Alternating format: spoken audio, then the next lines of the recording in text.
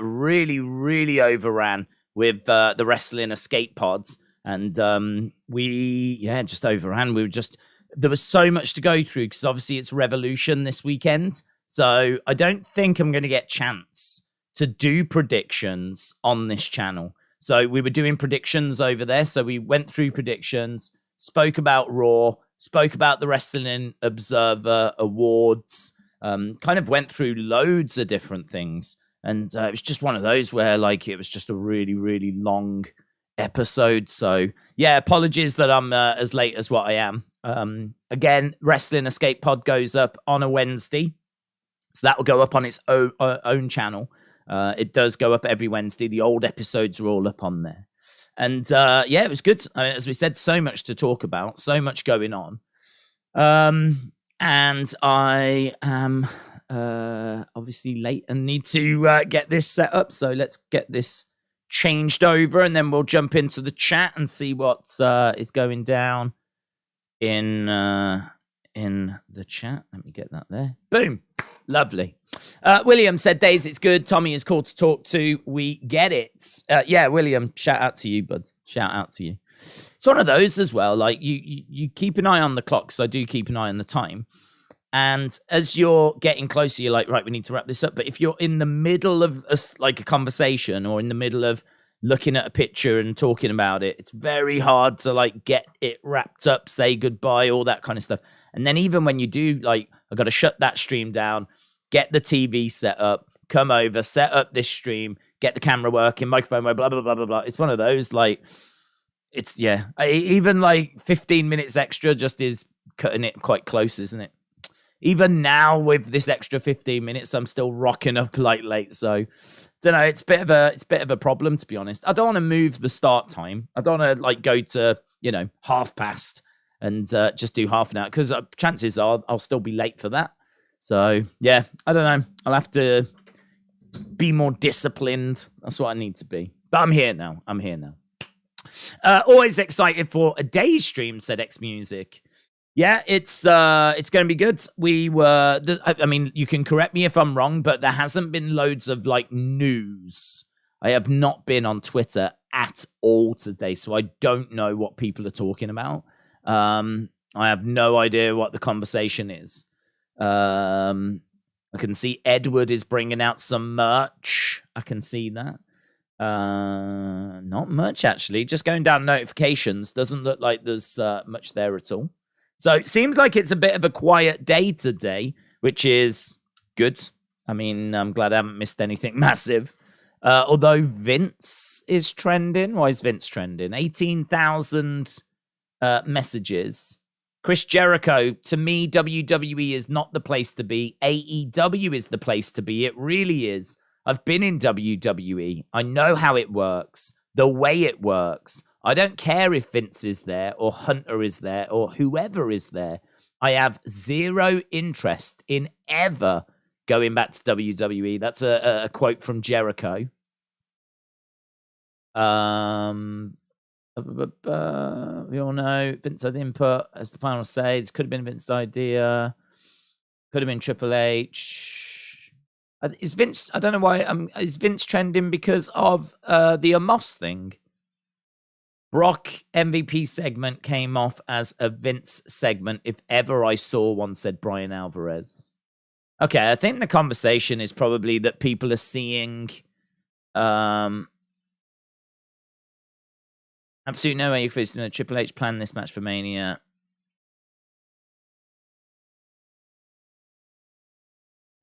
Okay, so the conversation is Vince back? Is he booking the show? I think that he will have input, but I think that it's being booked by Triple H. Right. Wrestling Observer state that WWE officials are high on Sol Ruca, said Easy99. Good. They should. She's very good. Efla said, how are we feeling? Doing good. Daze, I saw you downloaded the video I sent. I did. Yeah, I had a quick look at it. Very good. I didn't want to do anything with it, though, because as I said, if we're going to do those awards, I think if you show people your boxing skills now, you know, they might be less inclined. It'd be a bit like showing them Miss Clown's dance video and everyone laughing and going, that's amazing, and then putting it in for a vote. And like the next time you see it might just have a little less impact. The time after that, a little less impact. So I don't know. I would say wait for the awards thing that's going to happen on the Wrestling Escape pods and then submit it as part of that. Part one of my huge announcement is I'm going to bring out merch. I'm bringing out EB Stay Positive for mental health, as mental health matters. I'm doing it for a good thing. Very good. Shout out to you, buds. Stevie, just got... is this from last? I don't remember that. Okay, Stevie from last week on my screen. My spirit animal. Jericho has got a vendetta against Vince. Makes him forget WWE is his home. Dude even teased the list of Jericho this week or last week. Jericho is full of beep. Of course, he would go back to WWE. Have you watched MMA Hour with Chael and Ariel Helwani? Those two together are gold. I could listen to them all day. No, I haven't, unfortunately.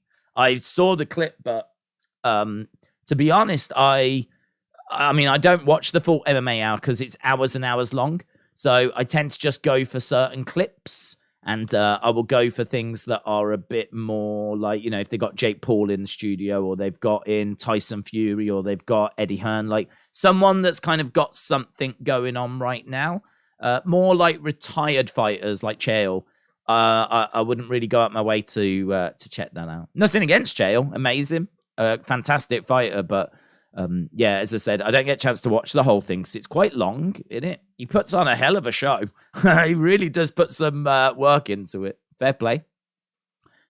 Who do you think will accept the North American Championship Open Challenge, said Ifla. I think there's got to be a chance that it's going to be Dragon Lee. I think there's got to be a chance of that. I don't know if you bring him in, though, at the show. I mean, I'm guessing they're doing a show for WrestleMania weekend. Is that going to be stand and deliver, maybe? Don't know. But so I'm guessing we're working towards that. There might even have been some matches announced for it, which has sort of passed me by. Carmelo and Braun, for example, feel like they're on a collision course. So maybe you bring Dragon Lee in there. So maybe tonight we might just be getting our hopes up a little bit and then like be a bit underwhelmed. It might actually be a little bit flat. So I'm thinking Dragon Lee is a possibility, but you might also want to actually debut him or bring him in on a bigger stage, a bigger show. But listen, every week you're competing for ratings. You know, the show ratings are important, so you constantly want to be delivering stuff and talking points on your weekly show as well. So I don't know, I'm a bit torn on it. Like, it really could be someone like Dragon Lee, but equally it could equally turn out to be Tony or D'Angelo or Dijak again, or, you know, someone along those lines. So we'll have to wait and see. Let me know in the chat who you think it's going to be. Do you think it'll be Dragon Lee, or do you think they'll save Dragon Lee and maybe bring him in on like the, you know, the forthcoming show? Do you know, they must be doing a show. I'm going to have a look. Stand and Deliver 2023, April 1st. So April 1st, there are no matches announced for it. So it's going to be in the Los Angeles, California. I don't know. Oh, the Crypto.com Arena, which, am I right in saying that used to be the Staples Center? Is that now the Crypto.com Arena? Let me click on it. Former name, Staples Center. It was known as the Staples Center between 1999 and 2021.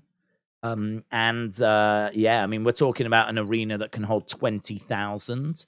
Boxing, wrestling is 16 to 21,000. So you're going to need a good card there. You're going to need a good card. They've got the Staples Center. That's where we do Raws and SmackDowns, is the Staples Center Crypto.com thing. So that is April 1st. So what with that now being, a month away? I mean, it's 1st of March here in the UK now. So with that being about a month away, does that mean that we are going to save Dragon Lee for that show, or do we bring him in tonight? I would feel like, what would it be in WrestleMania? You probably would want some surprises up your sleeve for that show. So, torn. Are you excited for Roman Cody segment on Friday? Yeah, definitely. I'm looking forward to seeing them face to face. We haven't seen it yet. I'm looking forward to seeing them face to face. Stand and Deliver will be on about 6 to 7 or 8 p.m. Way before night one of Mania. So, I mean, like, a little moan, but I just think that watching NXT on the same day as day one of WrestleMania is not ideal. We talk about how, like, it's great to not have to watch. I mean, I feel like it doesn't burn you out, I suppose, because there is a gap between them. But, as someone that does stream and like watch the show, I can't remember how we did it last year.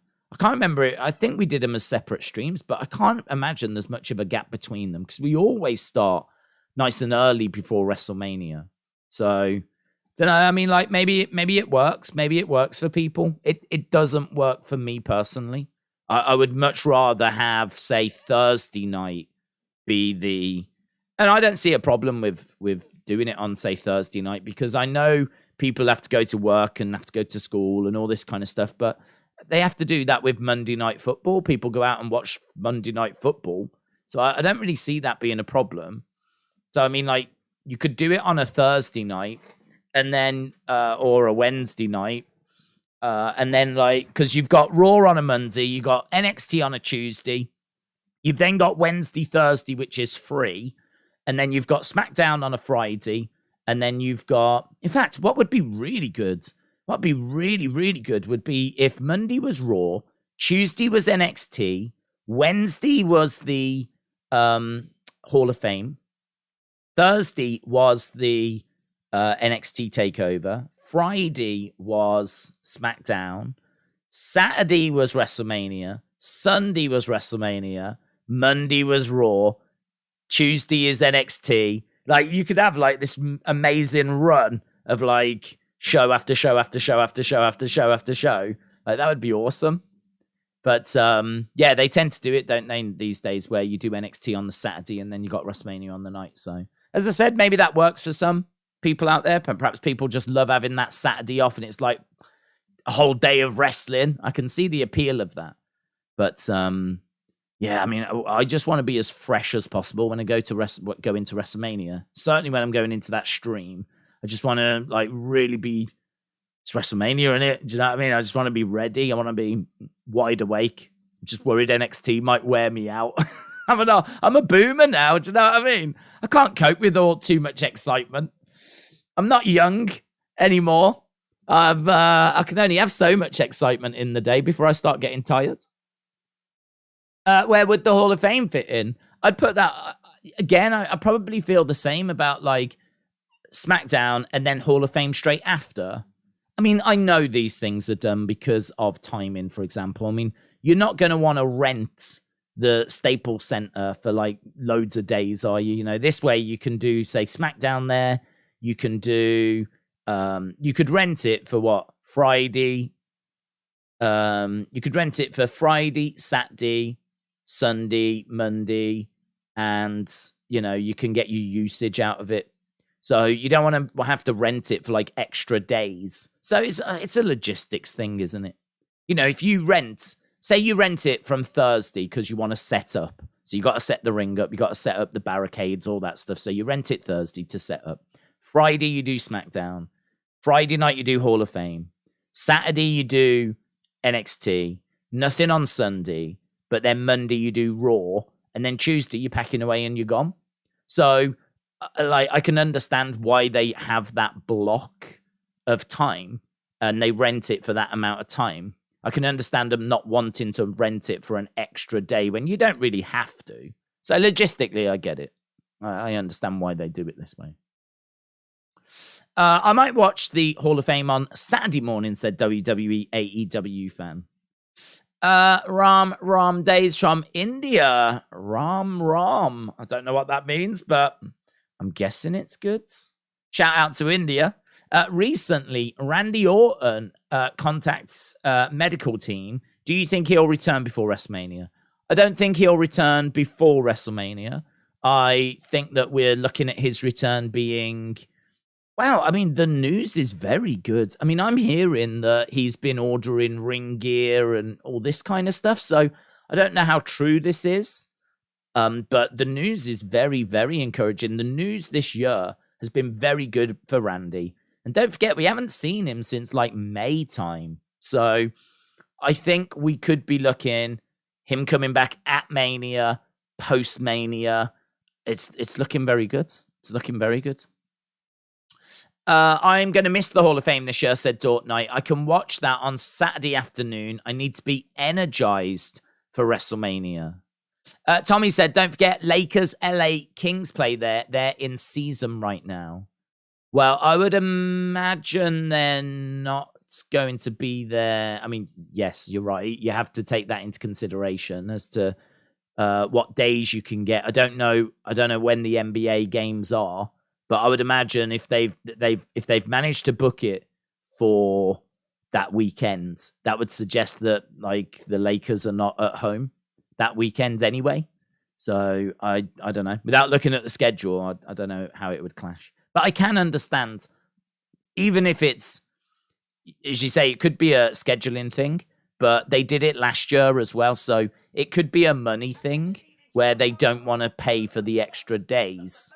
And again, I understand it. The logistics are very difficult. I'm just talking more from my enjoyment point of view. I would just ideally love Saturday to just be us getting hyped about WrestleMania. No distractions, nothing else to worry about. It's literally WrestleMania. And it would then give us another day where we could be hyped about NXT. Like, I would love to do a stream on a Thursday where we get hyped about NXT. And it's like, can you believe it's NXT tonight? Like, this would be the start of the big weekend. Like, it's NXT tonight, SmackDown tomorrow, then it's WrestleMania. Like, do you know what I mean? It would be good to just have it spaced out. But I think I've said enough now that I know why they don't do it.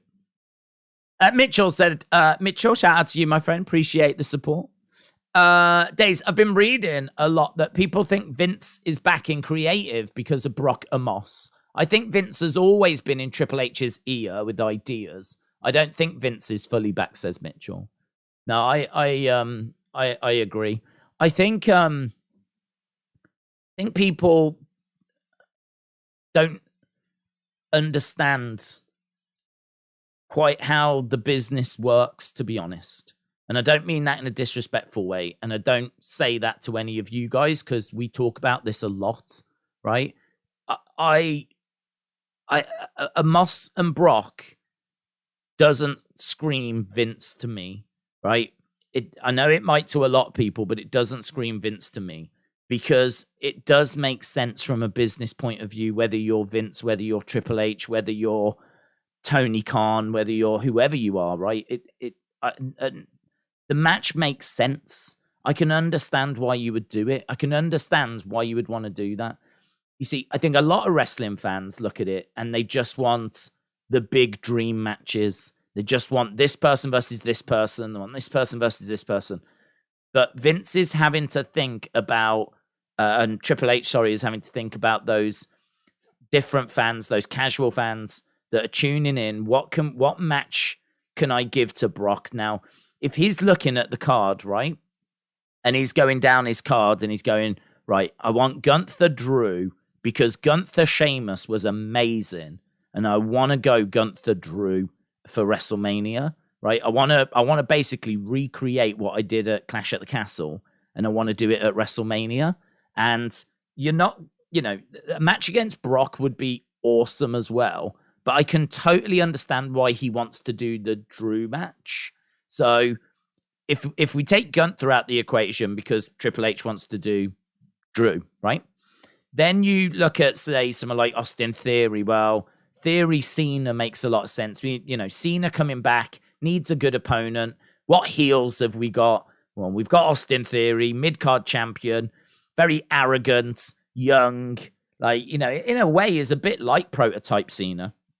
Young, still finding his feet, bright future, can talk, good promo.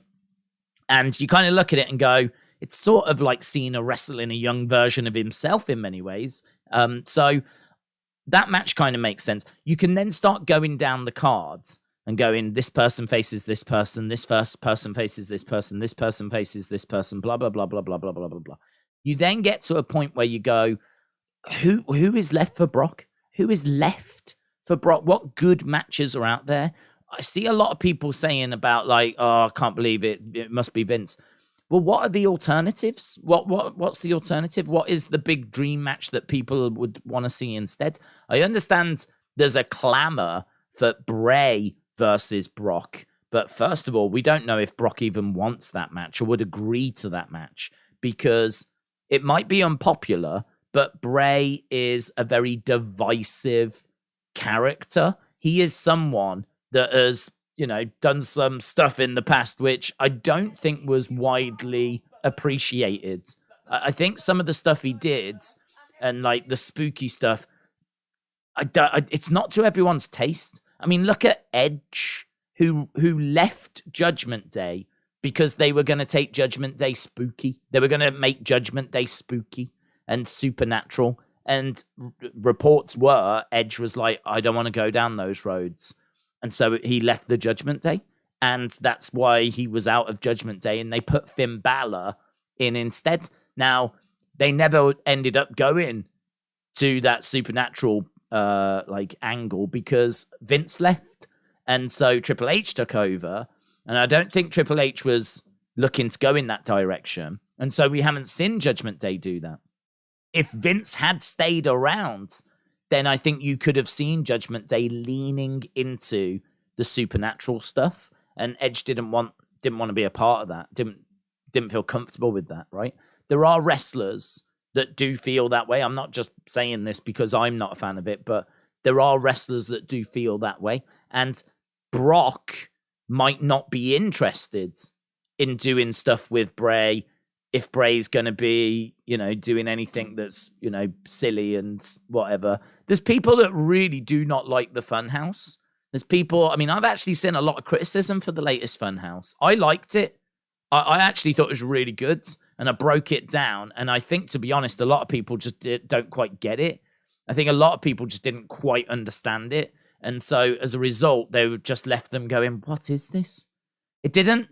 Those people didn't watch it and think, that's clever. That's clever. I see what he's done there. And that links to this and this links to that.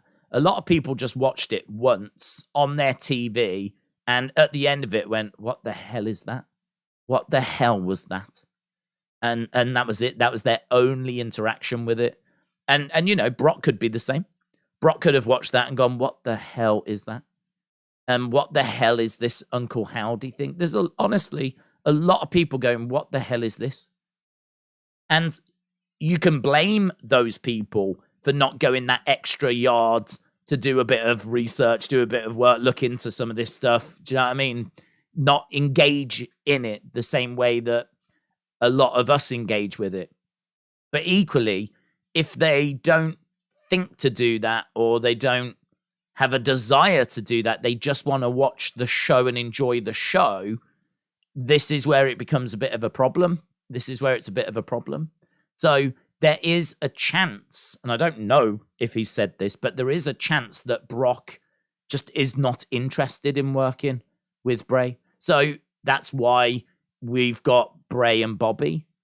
And then you look at, like, as we said, Gunther going with Drew. And, I mean, who else are you left with? Where are we going? You could do someone like Johnny Gargano, but he's not on SmackDown.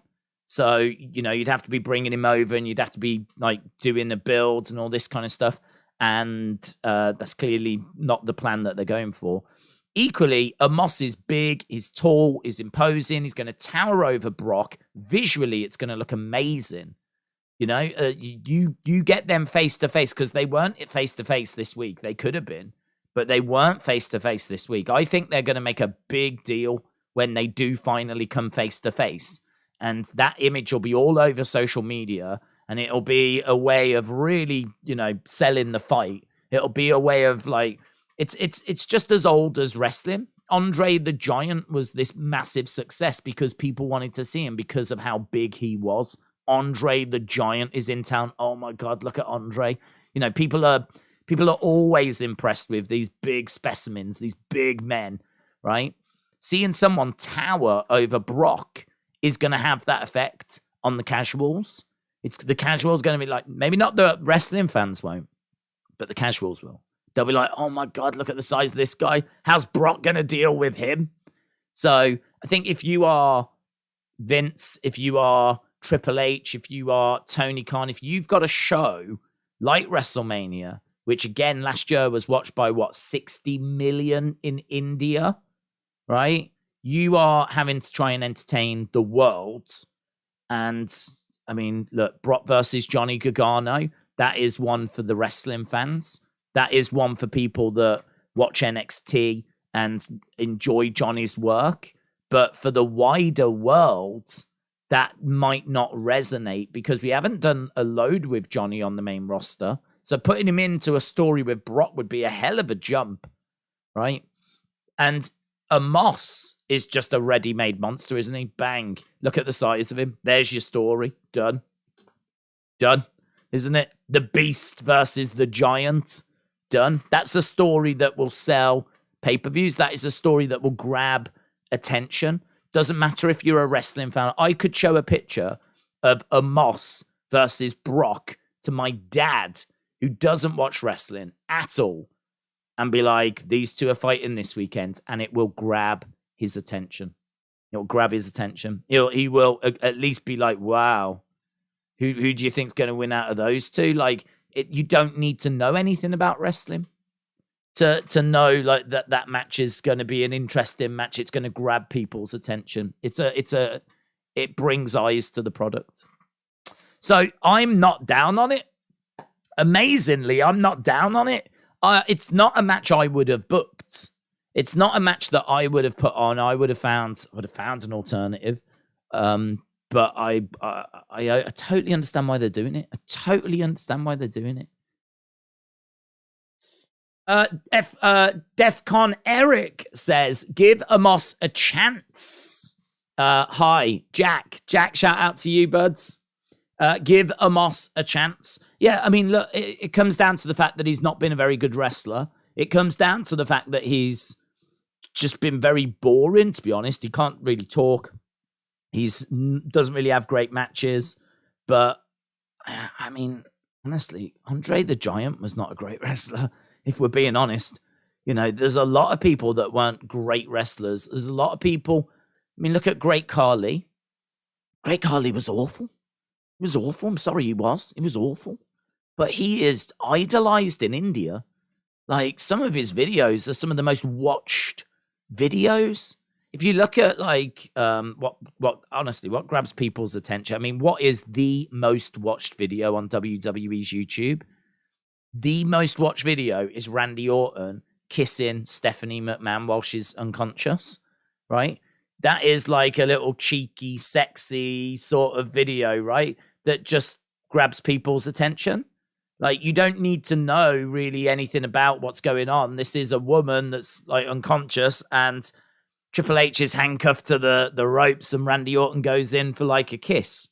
And that's like been watched by millions and millions and millions of people. And as we said, the Great Khali, his videos have been watched by millions and millions of people because being Indian helps. Anything to do with India gets a lot of views. But he is someone that was so big, he just grabbed people's attention anyway. Because you wanted to see this giant, this monster of a man. And Omos will do the same. Is he a good wrestler? No, not at all. Will he bring eyes? Yeah, he will. He will. Certainly for WrestleMania, where like the casuals will tune in. So putting him in there with Brock, it does make sense. People might hate it, but it does make sense. James said, I worked out with all the wrestling I'm going to watch during WrestleMania weekend, including Ring of Honor, GC Dub Collective, and the normal shows. I am going to be watching for about 20 hours, if not more. I couldn't do it, man. I couldn't do it. I mean, it's amazing. I applaud you for not getting like burnt out. I would get burnt out. That's a lot. That is a lot. I mean, I would get burnt out because like if I was like super invested in the shows, I would just be like really struggling to like, you know, when you watch like say Sammy and you're like, oh, like come on, Sammy, you're really rooting for them. Like I would be like, oh, to do that like again and again and again, I would get burnt out, man. And you know, I want that kind of emotional connection. To be honest, I've loved the Sammy moment. I absolutely loved it, of course. And I was really emotionally invested in it. And that's what I want for WrestleMania. That's what I want for all the shows. I want to be like that, you know, whatever happens at NXT, Stand and Deliver, I want to be really invested. I want to be really, really into it. And my concern will be that will happen. I'll get a bit burnt out. And then by the time the WrestleMania stream starts, I'll be like, oh, do you know what I mean? Having to play a bit of catch up, having to try and get myself going again. That's amazing. 20 hours is amazing. Hope you got a lot of snacks, James. I won't watch all at the same time. I'm going to stretch it out over a few days. Well, I hope so, buds. I hope so. Corey said Dave Meltzer voted AEW Promotion of the Year. I don't think he did. I think that was the fans that voted. What can I say? I have no life, said James. Oh, you do. Listen, you do what you enjoy. And it's amazing that you watch all of those shows. Absolutely amazing. But what can I say? I'm not here to learn about AEW. Can we keep the topic to NXT? Hello, Triple T. Hope you are well. Just got tickets to Raw 2 weeks after Mania. Oh, I never spoke about that with Triple T. Never spoke about that with him. We've got John Cena going to Boston, and that's what next week's Raw. That's in Boston. That's going to be, that show looks amazing as well. That show looks absolutely awesome. So, yeah, I think that is going to be a big, big show on the road to WrestleMania. Daze, imagine if Hogan Andre was booked and people complained. They would. They would. In this day and age, they would. The reason they would is because, I mean, look, WWE said that Andre was undefeated. Anyone that knows anything about wrestling knows that's not true. WWE claimed that he had never been slammed. Anyone that knows anything about wrestling knows that's not true. He was slammed loads of times.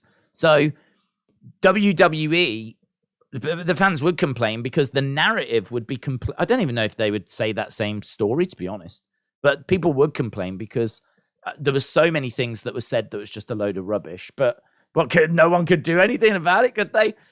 If you tell a load of people something and there's, I don't know, 1 million or so people at home that watch it and go, that's not true. Who are they going to tell in 1987? Do you know what I mean? Like, mobile phones were around, but they were like the size of this. And they weren't widely available. So, I mean, unless they were jumping onto landlines, calling each other up.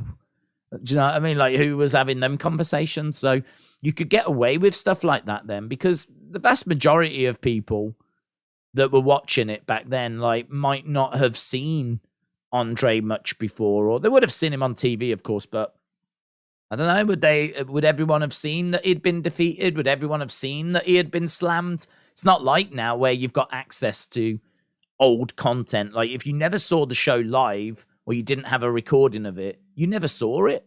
There was no catch up or anything like this back then. So, do you know what I mean? If you started getting into wrestling in 1985, it's going to be very tricky for you to catch up and watch video of what had happened before. You know, there was lots of video swapping, video exchanging going on and all of that back in the day. But yeah, I mean, just off the top of my head, that would be something they would complain about. But equally, Andre just wasn't that great in the ring. Hogan wasn't that great in the ring. You know, both of them were quite limited. with what they were doing. Hogan seemed to be able to do more when he went to Japan. But yeah, in the WWE ring, both were quite limited. But even with all of that, I would still say that's the biggest moment in wrestling history is Hogan Andre. Amazing. It's what opens the signature, isn't it? I literally just saw it. Hogan slamming Andre.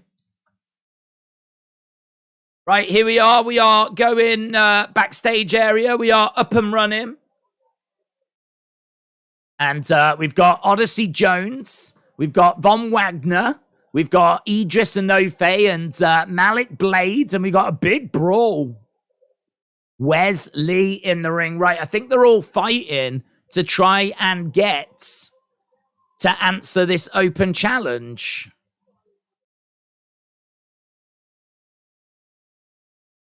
Yeah, there's a lot of people trying to come out to the ring. Does this mean that we're going to get...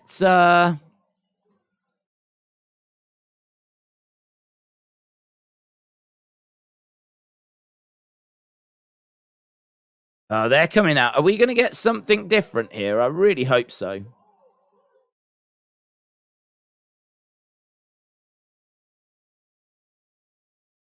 Dabba-Kato, he gets attacked by Apollo. Apollo! So Dabba-Kato was making his way down. Looked like Dabba-Kato was going to be the one to answer. Nathan Fraser finally does...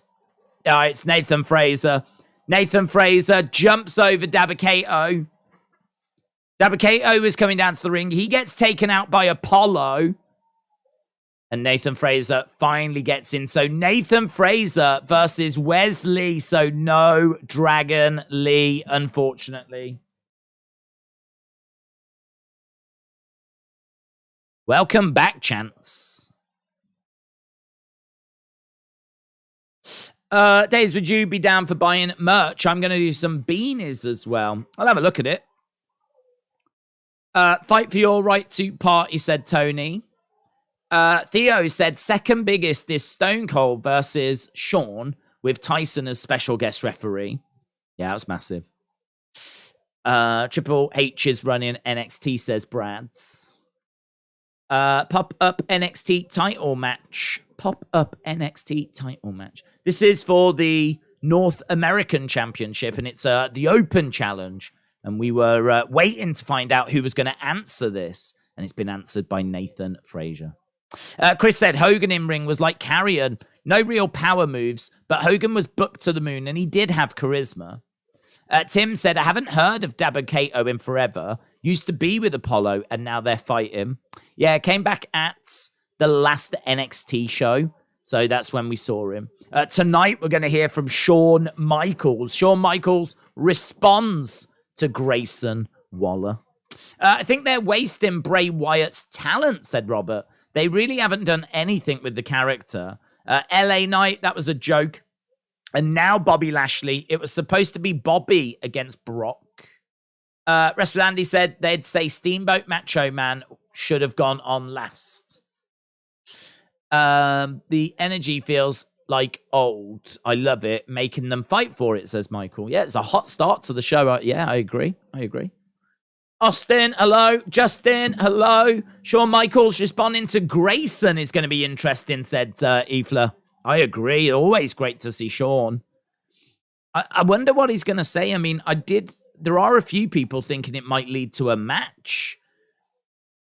I'm struggling to see that, but it would be massive.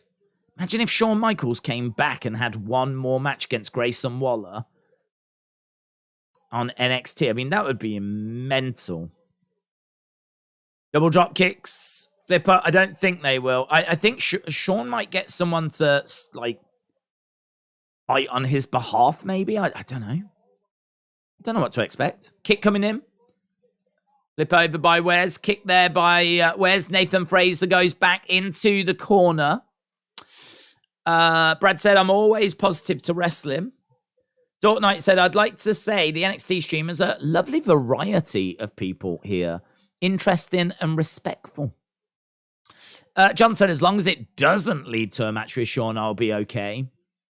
Yeah, I mean, I think the dream of seeing Shawn will probably be better than the reality of seeing Shawn wrestle these days. You have a certain expectation of a Shawn match now. I do. And I just don't think he'd get even close to that now. But then part of me thinks, should it matter? You know, should it? But I just don't think he can move and walk very well. Whenever I see him, like, coming out for the Legends shows, he just doesn't seem like his mobility seems really restricted these days. I don't think it'll be a match. But, well, we'll find out. Shawn versus Flair. Amazing. Right, we've got front face lock being applied here by Wes as Nathan is getting back up to his feet. This is the open challenge. Against the ropes at the moment is Wes Lee. I must admit, I really enjoy coming on and doing the NXT watch along because the show it's got a nice pace and energy to it, and there's lots of interesting characters now. I really like Grayson Waller. I think his segments are ones that grab my attention. And I really like Chase U, of course, over the top. This is a good match. In between the ropes. Wes gets flipped up to the outsides. So he's on the edge of the ring. He goes up top. Moonsault. Oh. Sticks the landing. Over the top goes Wes. Nathan moves out the way. Now Nathan's going against the ropes. He gets caught by Wes. Didn't go well. Oof. Slumps to the outsides. NXT. There we go. Daze, they should add Shawn to the Flair and Dominic pre-match at Mania. Flair and Dominic, man. That'd be awesome. Kyle the Smile said, Dave Cheese Meltzer said Jericho is going to return to WWE and fight Umaga and Solo in a Samoan sandwich on a pole match. I'd watch that. I would definitely watch that. Sonny, hello. Hope you're well. Night.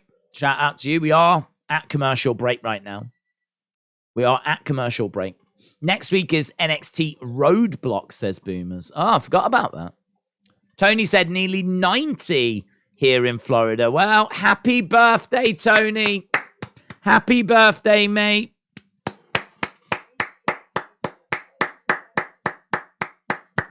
Happy birthday. That's amazing. That's a big age, that is, Tony. Nearly 90. Oh, bless him. I'm nearly 90 in Florida. Oh, that's lovely. That's nice. You doing something? You got your friends coming round, Tony? Eh?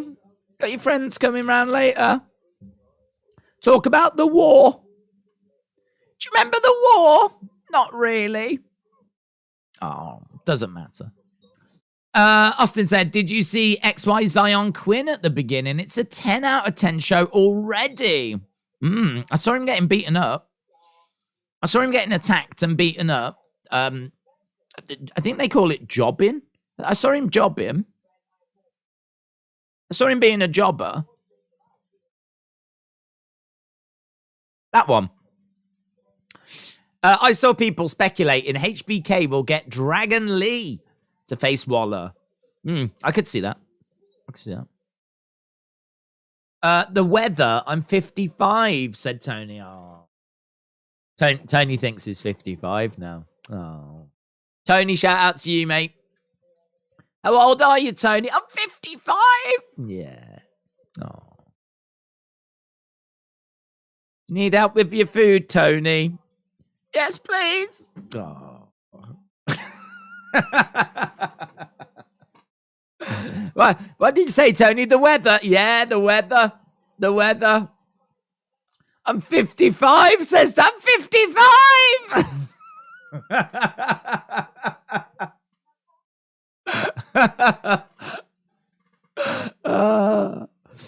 Jaden said, do you think Cody will be able to beat Roman? Do I think Cody will beat Roman? I do, yeah. I do. I definitely think he will beat Roman. I'm not like Austin 316, who's in denial. He is of the belief that we're going to get to a 1,000 days title reign. I lost count at hundreds. Cody is hurt now. He's not going to win, said Kieran. Right, we are back. Michael, shout out to you. Justin said that's what happens when you turn 90. You do start to forget things. Listen, it's going to happen to all of us. It's going to happen to all of us. Roman is going for 1,000 days. Roman will beat him faster than Isla Dawn beats down Thea Hale. Yeah, there we go. Nice. Good comeback. Taking a shot at Thea. Well done. Well done. Well played. Daze, he twerked his ankle. He twerked his ankle. Come here, rude boy, boy. Come and give me love. Come here, rude boy, boy. Come and give me love. Fake it, fake it, fake it, fake it, make it, fake it. Love me, love me. Come here, rude boy, boy. Twerked his ankle. Daze, is it on 1 or 2? It is on 1, I think. 1. It's on 1. I think, isn't it tweaked? It's tweaked, isn't it? Tweaked. I think he twerked his ankle.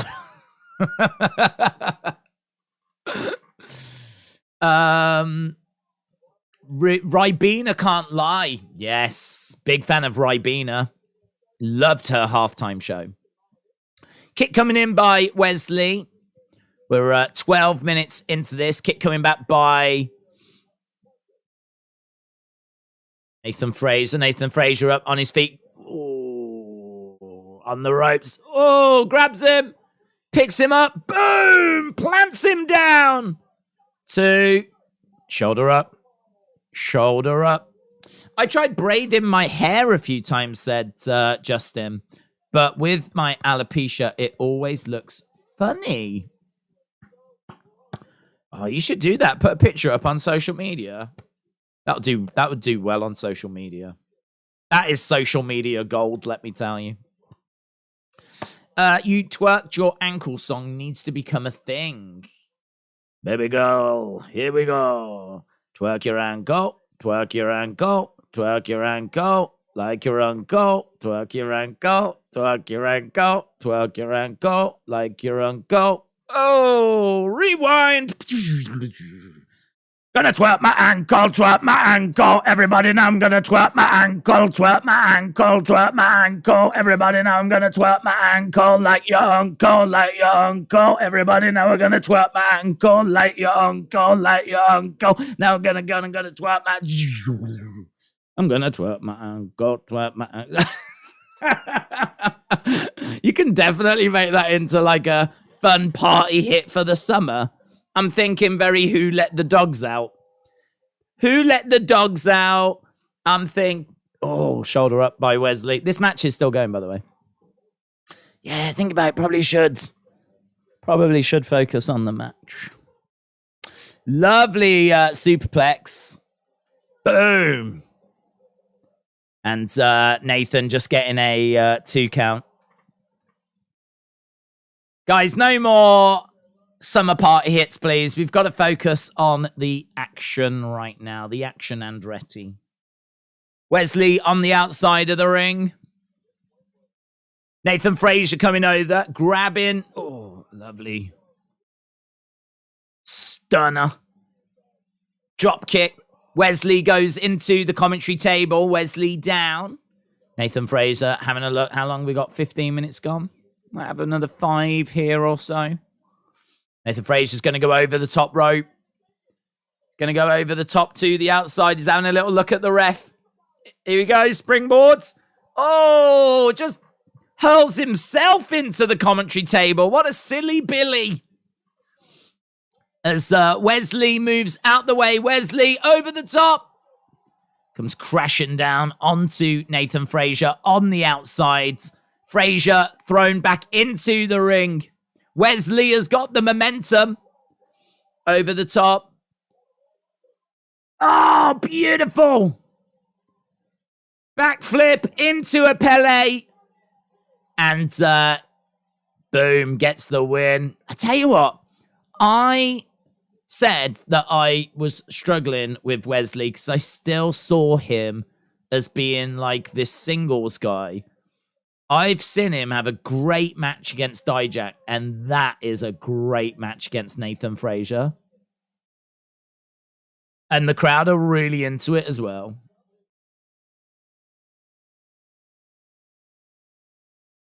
That's fun. That's really fun. I do think it's a bit weird how they kind of hurl themselves to the outside and basically chuck themselves into the commentary table. But look at that. It's a lovely finishing move.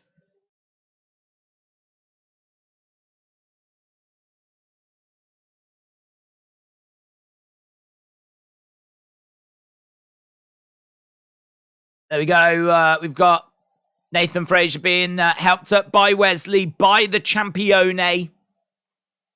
Lots of respect being shown. They embrace. It's a beautiful moment.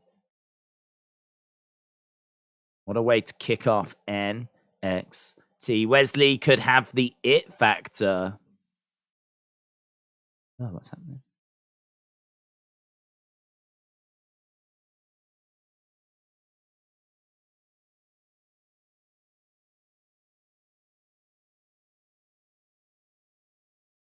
Oh, God. Surgery is required if you don't want to lose the eyeball permanently. A retina tear.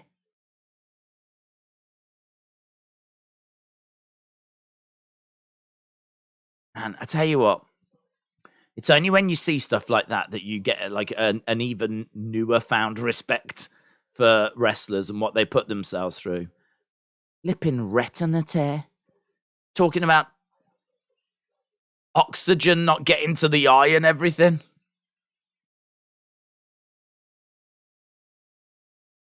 I will break your will. I will send you home.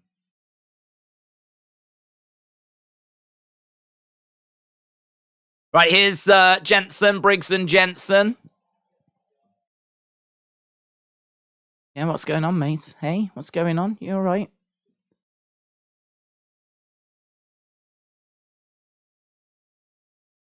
Jensen and Kiana.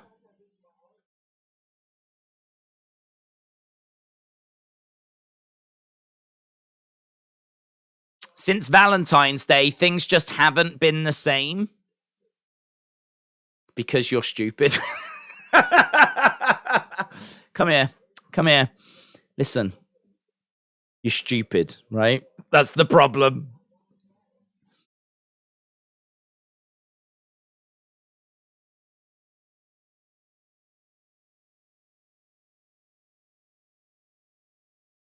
The Brooks from 6 months ago, if he could see you today, he would be so damn proud. Okay, coming up next, Briggs Jensen taking on Indus Sher. Daze, I've tweeted you a thing you need to have a look at. Look at halftime scores if you can to show other people in the chat. You've sent me something that I need to look at. Do I need to look at it? Do I need to look at it? Are you telling me right now on this NXT stream that you have sent me something so urgent that I need to look at it? And it has to be shown to the people in the chat. Is that what you are saying, Edwards? Is that what you are saying? Dort Knight said, time for beds. Got work. And it waits for no man. Enjoy the show. Stay safe. You never done before. Do something today you've never done before. It will lift your spirits. Oh, I've never been nice to Edward. I could try that, but I don't think it would lift my spirits. Save the eyeball. And that was moody, wasn't it? Moody. Shows up literally every time I asked if they were ready to drive. Excuse, stage call company guy. Laziest mofo I have seen. Days, Tony was around the time a certain dictator was in charge. Tony was around when a certain dictator was in charge. What? What? Vince.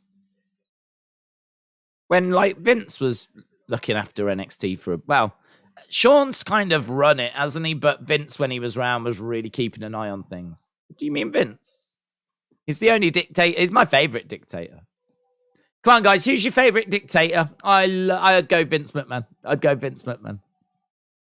Mason says, when's the right time to start moving NXT people up?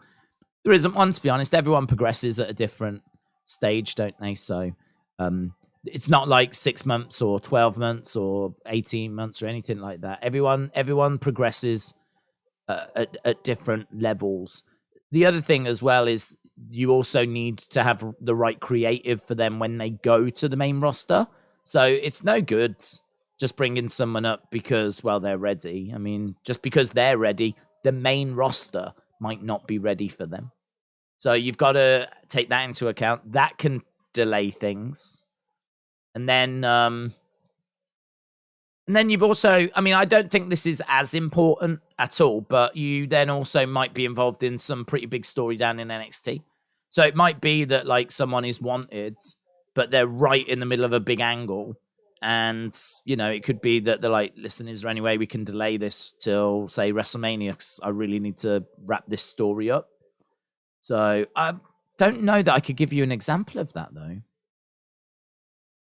I feel like I have heard of that happening. But normally, if someone's the champ, they'll just drop the belt and go, It depends how much Vince wanted them. I think some of this is done in advance, Some of it is booked in advance, but it's largely down to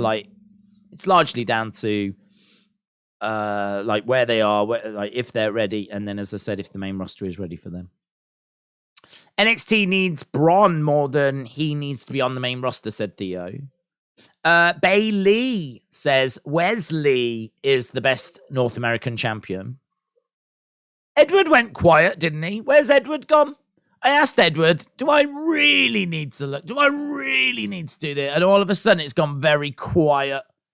It's gone very quiet up in Scotland. Yeah? Up in Dunkirk. It's gone very quiet. Daze is the worst dictator. He's not intimidating, and he's such a weakling. I am very strong, and I'll leave it there. Daze, if you was booking Logan Seth, who wins? Seth. 100%. Jake is coming off a loss. Do you want to hurt Logan's non-wrestling fan base with the mindset of his brother is losing scripted fights too? I don't give a flip. Give a flip. Logan is here to help me. I ain't here to help him. Right? He is, he can pick up, he's doing this because he loves and enjoys wrestling, right? Brilliant. We'll come in and help it then. Done. I don't give a flip. I mean, this is what people think that we're here to bend over backwards to them, because to be honest, that's what we do, isn't it? Bend over backwards. Oh, hello, Mr. Bad Bunny. Do you want to do a Canadian destroyer on everyone in the locker room? No problem, sir. Go ahead, sir. Would you like the world title, sir? Bending over backwards to these flipping celebrities. Meant to come in because they love the business. So they're meant to come in to help the business. So come in and help the business. Come in, have a match with Seth. Seth will then be seen by Logan Paul fans that may have never seen Seth before. And do you know what? Make Seth look really damn good. make him look really good, and give Logan a bit of a fighting chance. His fans aren't going to want to see him get absolutely battered. I understand that. So, you know, sort of do what you do at like Crown Jewel, close contest, and have the right person win. I would not have Seth lose to Logan. Come on. People are losing their minds over Logan. He's had 3 matches. 3 matches. They've been entertaining, and he's very athletic. Oh, come on. There's loads of athletes down in NXT. You could take loads of those, train them up to have a match. Literally, train them for a month or so. Intensive training. This is what you're going to do in this match. Chuck them in the ring. They will do just as good.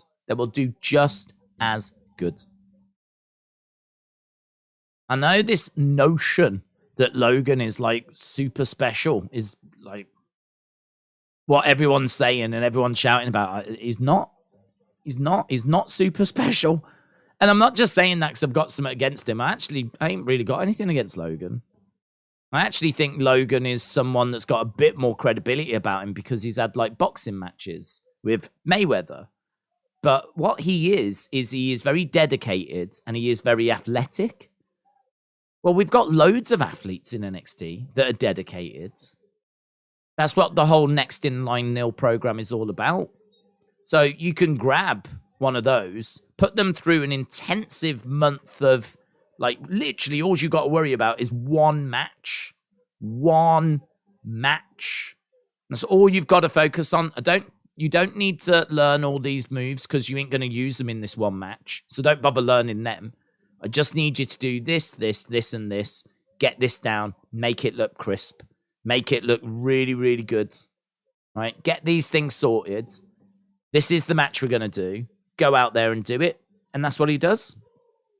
But the idea that he's this amazing wrestler, honestly, you put him out there week after week after week after week after week, his 5 moves that he can do are soon going to get tiresome. So I can't say I don't rate him. What I would say is I think it's hard to judge him. I really think it's hard to judge him. I think Logan is tricky to judge because he is someone that undoubtedly would be a great pro wrestler. I've got no doubt that he would be a great pro wrestler because he's very athletic, very committed. The matches we have seen from him have been very, very good. So there's no doubt that he would be a great pro wrestler. But I need to see him doing it week after week after week after week, like every other wrestler, to compare him and what he does to what the wrestlers do on Raw and SmackDown and NXT is offensive. Like, it's offensive. That is offensive because he just came in and had 3 matches. I saw in the Wrestling Observer, they gave Rookie of the Year to Bron Breakker. And I think Logan was like 2nd or something. And I don't get it. I really don't get it. To me, it's rehearsed. They know what they're doing. It's a play. It's a play.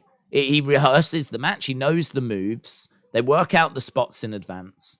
They literally spend all their time rehearsing it, and then he goes out and performs it. And he performs it really, really well. But you can't do that level of preparation when you're having a match 3 times, 4 times a week, unless you're having the same match every night. But you'll soon get found out. But we don't see that from Logan, do we? 3 matches last year. 3 matches. One of them was a tag match. So he wasn't even in the ring that much. It's mental, isn't it? Mental. So would I have him beat Seth? Would I have him beat Seth Rollins? No.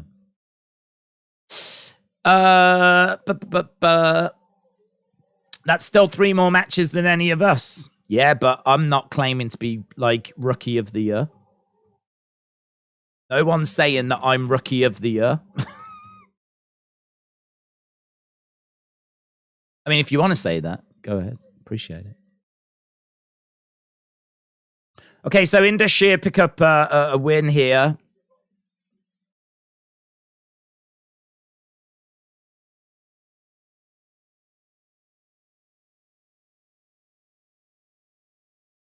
The three of us are ready to finish this.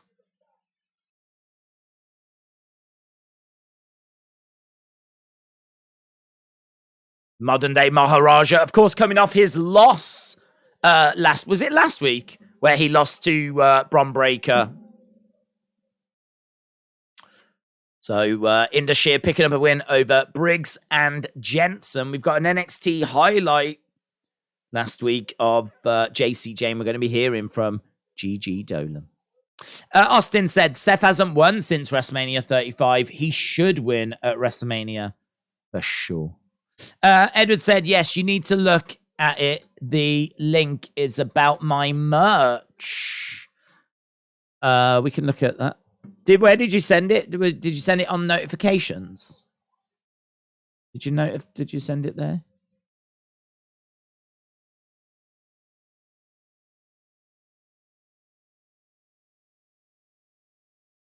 Gigi Dolin making her way out. Let's have a look at Edward's merch. Or you Edward stands out there.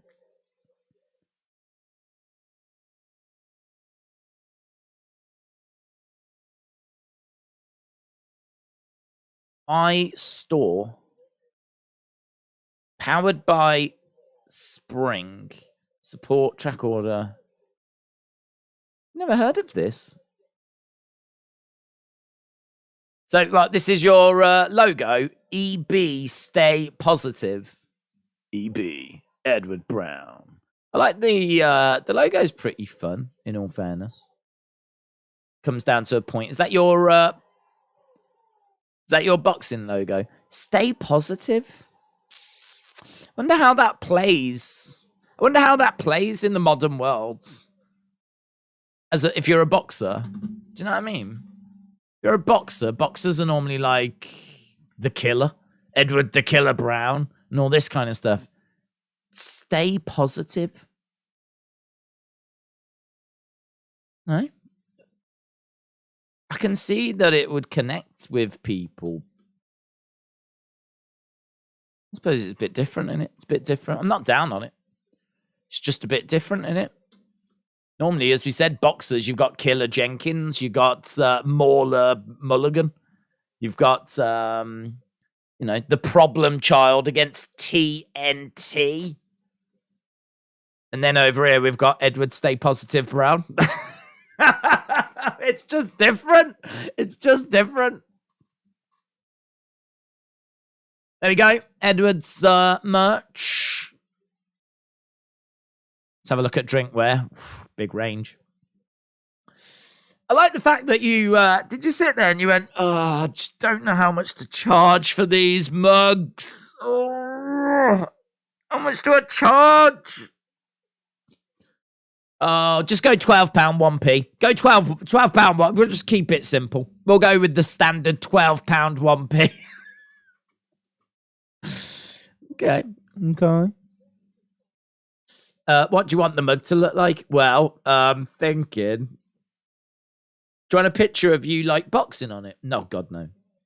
Let's go black. Everyone loves black. Okay.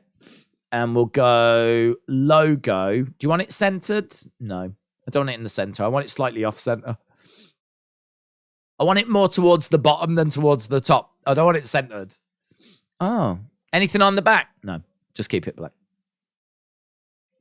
Done. A sticker. That's a sticker. How much should we put the sticker on for? Oh, it needs to be a standard price, doesn't it, really? You know, the kind of thing you'd see in a shop. Go £4, 7p. Go £4, 7. we'll go for £4, 7p. Nice. Sweatshirt, the logo on the sweatshirt seems quite big, to be honest. If you look at like how big the logo is on the hoodie compared to how big the logo is on the sweatshirt, it's an interesting size choice. Seems big. I don't know. Like, I feel if it's going in the corner, you would probably have it more like the hoodie. If it was going to be in the middle of the shirt, you would probably go bigger and maybe more like the sweatshirt. I haven't even looked at these prices. I don't know what's happening here.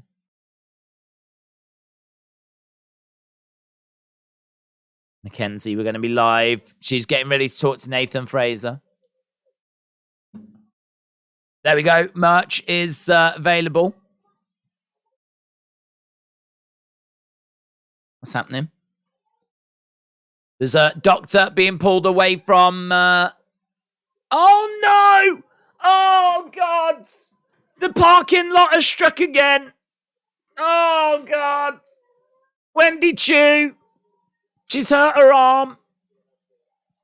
Oh, God, that parking lot. Oh, God.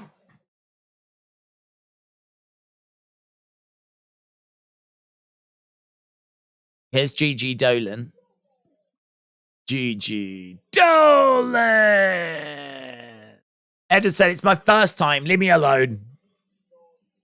No, I hope it goes well, Edwards. Hope it goes well.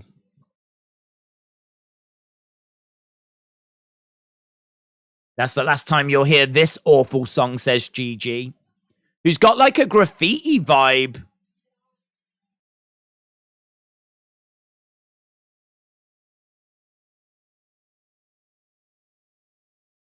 My life changed 3 weeks ago, she said, as my skull was crushed in the ring.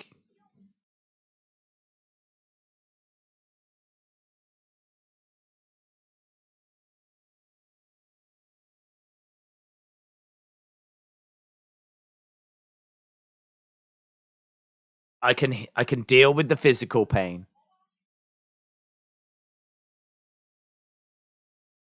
You made me realize who I really am.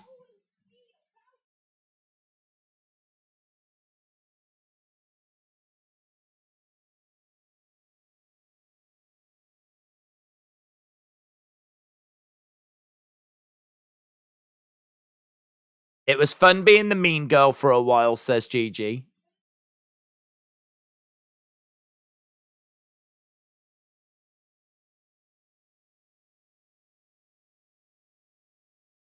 So she's being a face now.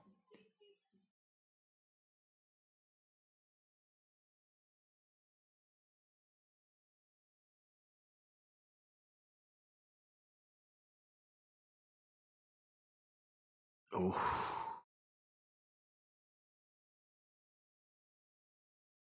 She's talking about how her own mother used her as a punching bag.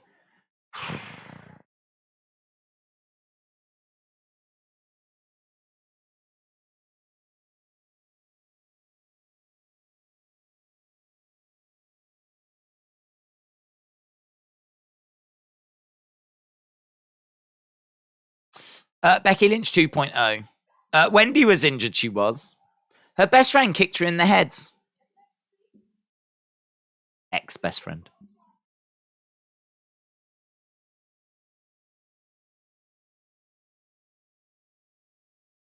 Roadblock, bring everything you've got.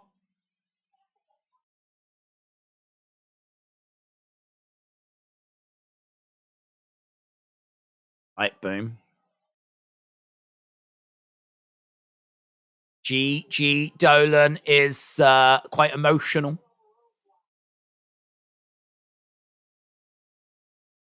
Hey, shoot.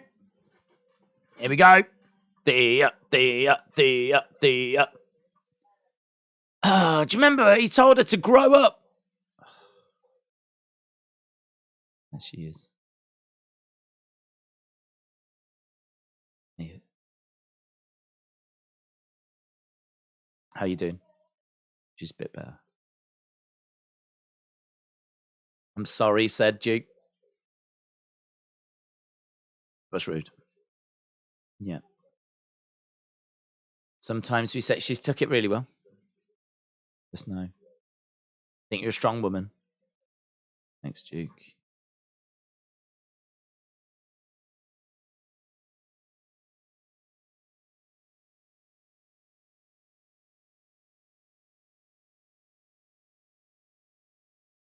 Famous WWE factions.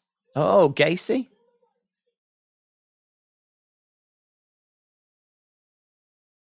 Gacy is sending a message. Andre Chase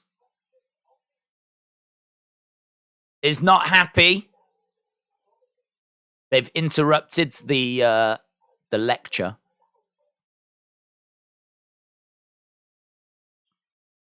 So the schism are coming after Chase U. False idol. Some of the imagery here is very cool. Although, when you zoom in on Thea and she's like,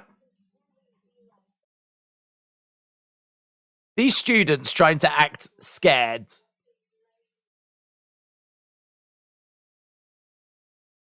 We're struggling a little there. Proper OTT.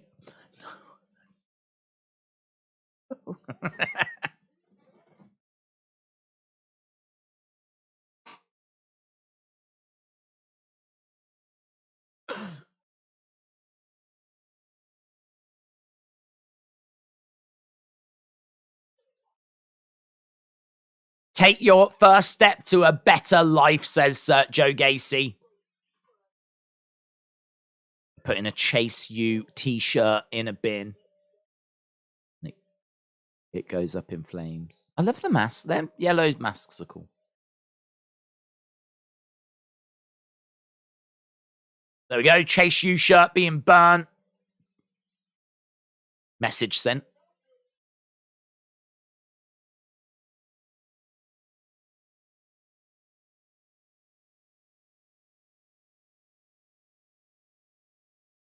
Schism, I'm sure you can hear me, you effing creeps.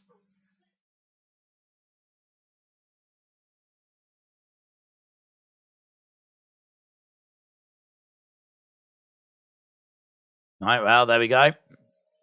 Oh, Miko. Oh, she faces... Is it next week she faces Roxy? Oh, man, next week's show's going to be fire. It's an unaccredited school, says Mitchell. Kian said, I'm not going to lie, Logan is bad. He's the worst wrestler. I hope Seth destroys him at WrestleMania. I will give him props. I think he has a lot of potential. I think that if he was actually dedicated to wrestling and actually did wrestling and was a wrestler and was on the shows week in, week out, we could absolutely get somewhere with him because he is very, very athletic. He is... I think he's done sports for his whole life. I mean, I think he did wrestling when he was at school. He's obviously trained a lot in boxing. He's very explosive. He's got a good leap on him. He's got good balance. Like he's got things that he can definitely bring into wrestling. I just think it's crazy to judge someone that's had 3 matches, one of which was a tag match. So he was actually standing on the outside of the ring for a chunk of it.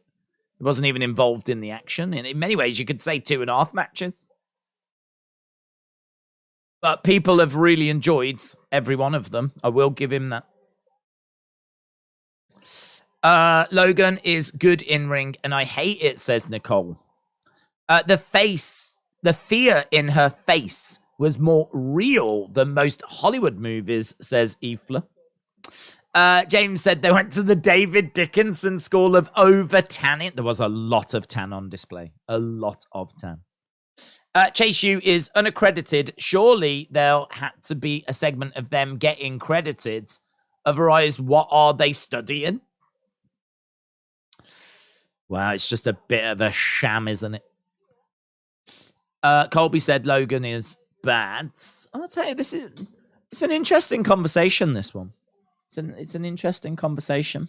One that I think will divide opinion. As does literally everything in wrestling. Literally everything divides opinion. Salad Ass, shout out to you, said stay safe. Don't try this at home. I sense Nikita Lyons is going to return, said Harry. I think she said the other week she's out for months. I mean, it could be that she was lying. But not sure. Don't know. We'll find out. Should put a Logan Paul goods or bads poll up.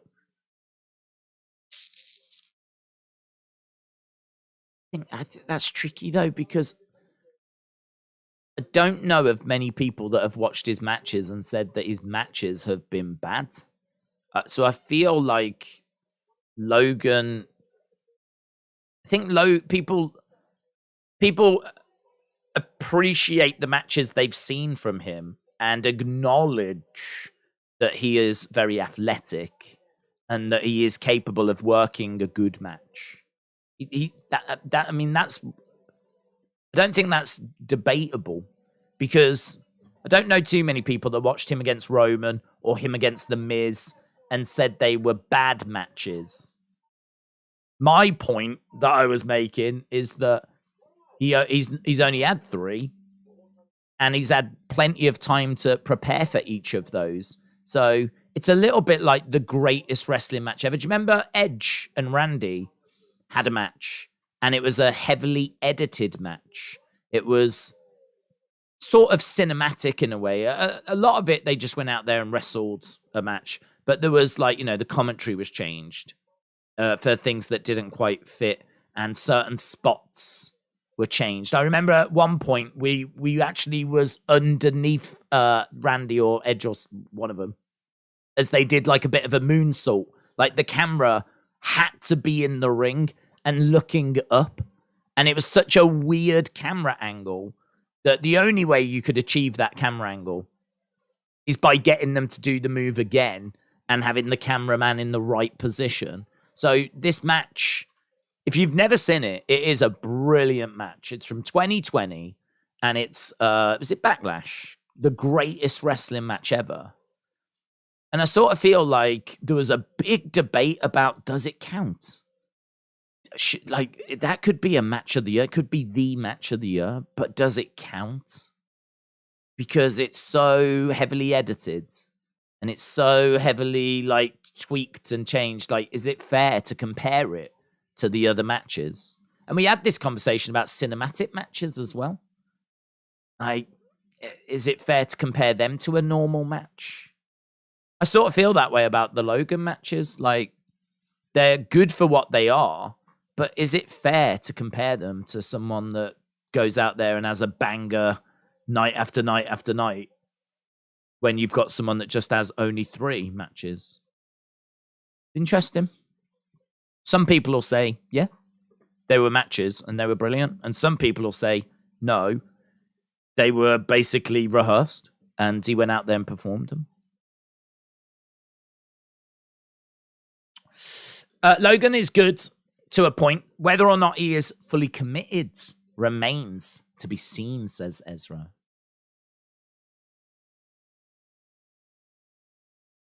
Right, Roadblock next week. Dijak taking on Tony D'Angelo. A jailhouse street fights. That'll be good. Next week's going to be amazing. No DQ, no count out. First superstar to incapacitate their opponent and lock them inside a jail cell will be declared the winner.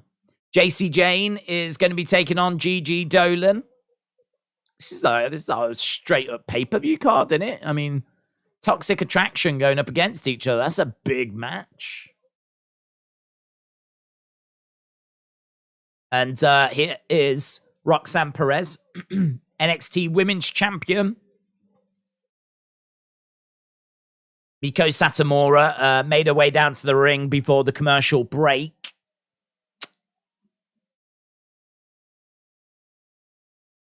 Right, and it's going to be Zoey Stark Zoey Stark. Miko Satomura versus Zoey Stark. I feel like we should worship the ground that the Paul brothers walk on. Let them use wrestling to build their brand. We should worship the ground they walk on. The flip do you mean by that?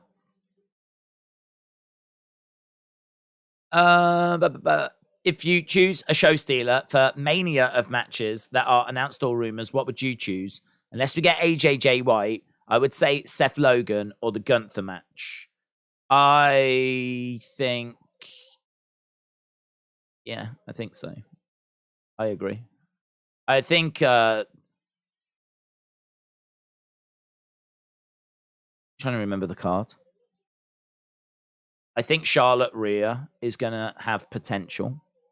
I think Cody Roman is going to have potential as well, actually, because of the added drama of that being like main event and everything. So yeah, I think there's a good chance that we see a few.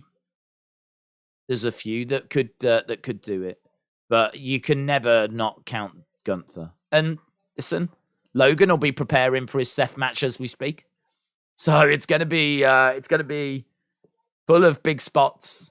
There's going to be a big moments in there for him that will grab attention. Be it him diving onto the table on the outside or springboarding off the ropes in the Royal Rumble. They will make sure those moments are in there so that everyone goes, "Wow, what a wrestler!" But for me, it'll be the Gunther one that I'm looking forward to the most. Daze, love the show. I haven't heard you talk about chocolate oranges. Have you given up on them? Never have them, mate. Never see them. Never have them. Double knees by Miko. One. Shoulder up. Is Roxanne Perez on commentary? She's on commentary, but she's just not really going to commentate. You know, when they're on commentary just to say a few words about their next opponent rather than like calling the action or anything. Like she's sat out there just doing that. I like chocolate oranges. Zoey does not deserve this win. She's not in the same league as this legend, said Jonathan. Strike coming in there by Zoey. Kick by Miko. Uppercut by Miko. Another kick coming in there by Miko. Uppercut by Miko. Zoey goes over to the corner. Miko comes in. Shot coming in there by Zoey. Against the ropes goes Zoey. Clothesline. Miko goes down. Rolls out the ring. Zoey against Miko. This is a really fun matchup, isn't it? Slide. Baseball slide. Miko steps out the way. Duck underneath there by Miko. Kick coming in as Zoey goes down. And Miko showing off the guns. And looks like we're about to go picture in picture. And we don't. We go to commercial break. She's sitting at commentary, but is she really on commentary? NXT is mid. Let's talk about how it could be better and would be the Switchblade. I think some good matches. I like Wes Lee's match against Nathan Frazier. That was good.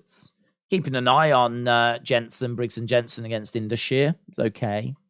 This match, always great to see Miko Satomura, isn't it? Always great to see her.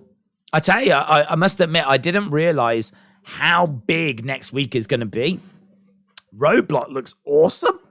Looks like an amazing card. So, yeah, really looking forward to that.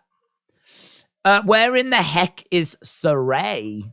We did see her not long ago.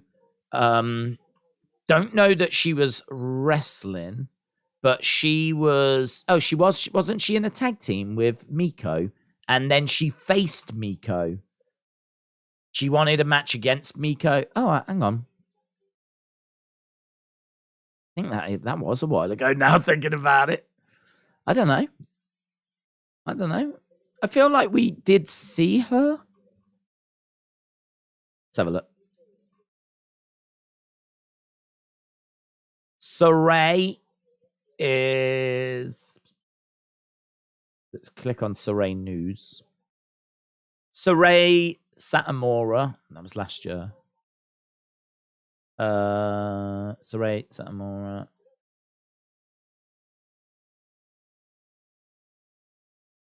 Grayson Waller suspended over his actions at Vengeance Day.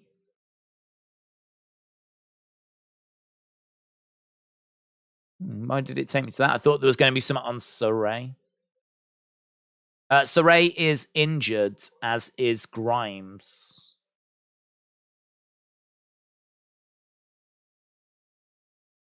What injury has she got?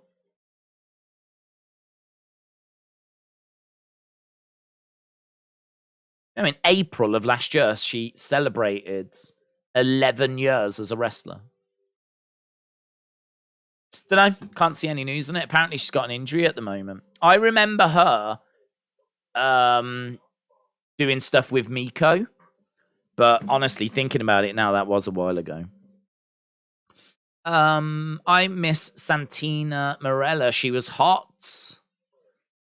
When will Dragon Lee appear? I'm guessing, well, maybe next week at Roadblock, but if not, could be Stand and Deliver.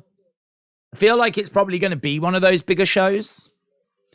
Colby said, who is your favorite? Is it Zoey or Miko? Probably Miko. Zoey's obviously got the brighter future, but Miko is a legend of female wrestling. And as we said, you can even see footage of her competing on WCW. It's amazing, isn't it? She was on WCW. She has been around for so long. She just hasn't been seen much over in the West. She's got her own promotion in Japan, Sendai Girls. And she was a big part of women's wrestling towards the end of the 90s, all throughout the 2000s. She's a legend. So, yeah, Miko, amazing. But Zoey Stark obviously has got a bright, bright future. I think they're quite high on Zoey Stark. Shot coming into the midsection. We are back from commercial break. Knee strike coming in there by Zoey, and again. Miko stumbling back a little bit, going over to the corner, goes hard in the corner as Zoey charges over. Gets dumped to the outside. Kick coming in there by Zoey.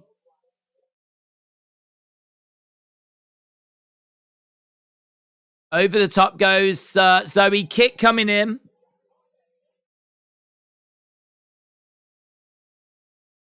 So she goes down, grabs a hold of her knee.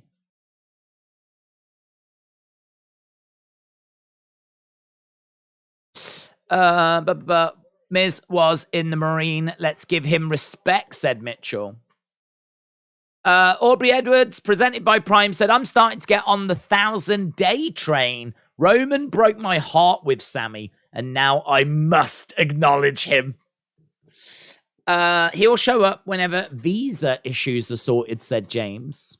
Wrestler with Andy said, who's on your Mount Rushmore of NXT? I say Percy Watson, Scripps, Eli Cottonwood, and Lucky Cannon. No blue pants. Come on. We've spoken about this before. Put in yours. Put in your. Feel free to put in yours. We've touched on it before. I haven't changed my mind on it. So feel free to put in your NXT Mount Rushmore as Miko goes for a splash and gets the pin. Hollywood Guy, shout out to you, my friend. Appreciate the support. Hollywood Guy said, Daze, hello. There is rumors that Gunther might get a championship push. Do you see Roman beating Cody night 1, Gunther winning night 2, or a triple threat? No. I see Roman versus Cody. I see Cody winning. Then you can do your push, because I don't think you do Roman Gunther heel against heel. You can do it, but it makes a lot more sense to do Gunther and Cody. If you want credible opponents for Cody, Gunther would make sense. I think you go for the record with Gunther because you can't beat a record with Roman. Like, the record is something absolutely ridiculous. It's like 7 years, isn't it? Like, it's, I don't know, 2,000 and some days. So Roman's not even at 1,000. So Roman is not going to get the record for holding the championship the longest. But Gunther can get that record. The longest that anyone has ever held the IC title is 400 and some days. Which is, considering he's done 280 already, is achievable. Lovely kick there by Miko. So I don't, certainly not for Mania, 100% not for Mania. It looks like it's going to be Gunther Drew. But could, after Mania, they start to move with Gunther? Maybe. Because I think Cody wins, and then I think they're going to need a challenge, like heel challenges for him. And one of those names is it's going to be Gunther, depending on how long Cody holds the title for. Elbows coming into side of the head here by Zoey. Kick coming in by Zoey. Another kick there as Miko goes down onto one knee. Zoey against the ropes. Miko down. Zoey. 1, 2. And shoulder up. Just getting it up. Feel free to call me Alfie, as Ifla is my name in reverse. It's easier to say.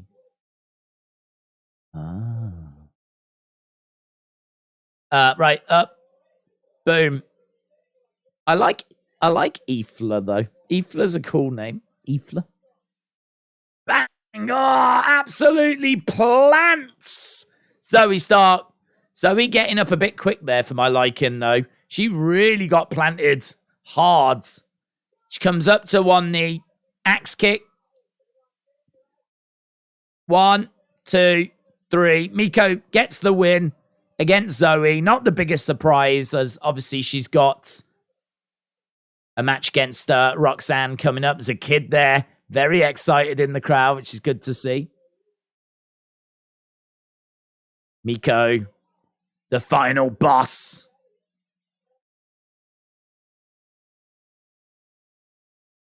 Gets the job done. My Mount Rushmore would be the Cheetos guy, the white hair grandpa, the Chase You segment, and the guy that usually dresses up as random old wrestlers, said Hawkins Jr. That is a great Mount Rushmore. David said, I could see Gunther come in as a tag team champ one day, going over the Usos. RK said a 7-year title run. Bruno Sammartino. In the 60s, the 1960s. Satomura and Roxanne face to face right now.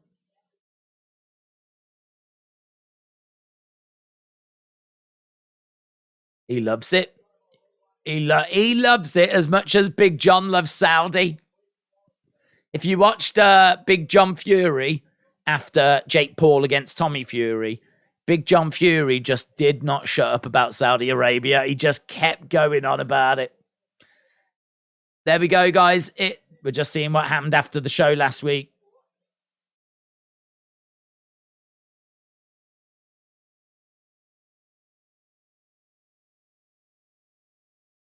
Hey, Mr. Michaels.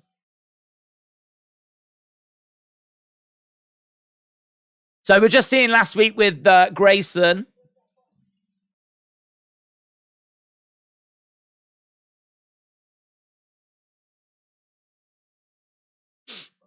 Grayson Waller effect. So next week, Grayson Waller effect. Shawn said, every day I focus on the development of the young men and women of NXT. I had my time in the spotlight. Now that attention should be directed on these incredible superstars. However, knowing Grayson's behavior will only get worse, and against my better judgment, I do accept the invitation on the Grayson Waller effect next week. That's cool. Wendy Chu. Here's Tiffany.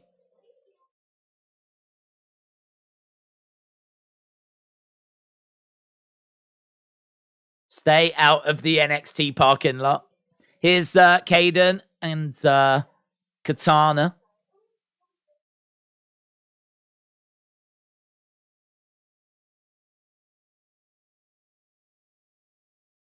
So they're accusing Tiffany of being the one.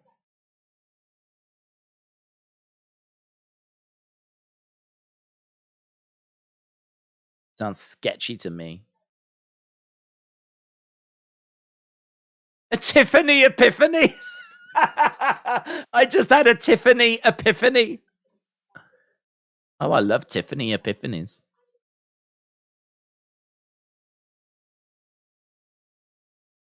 She just had a Tiffany epiphany.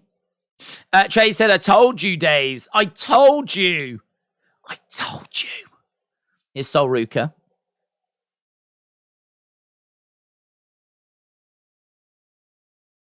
Zoey start walking away from the ring. It's unusual seeing someone leaving the ring. I'm really impressed with Sol Ruca. I was not feeling her. I was not really feeling her when she first came in, to be honest. Like the surfer chick thing, it was all a bit too laid back. Bit too, like, chilled for me.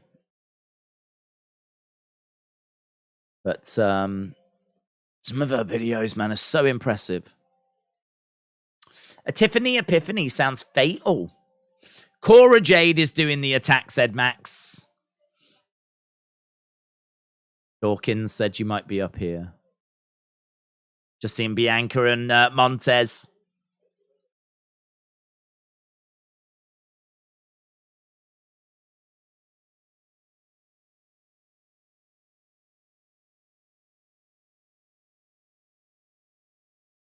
I just love Montez and Bianca are such a great couple. They're like relationship goals.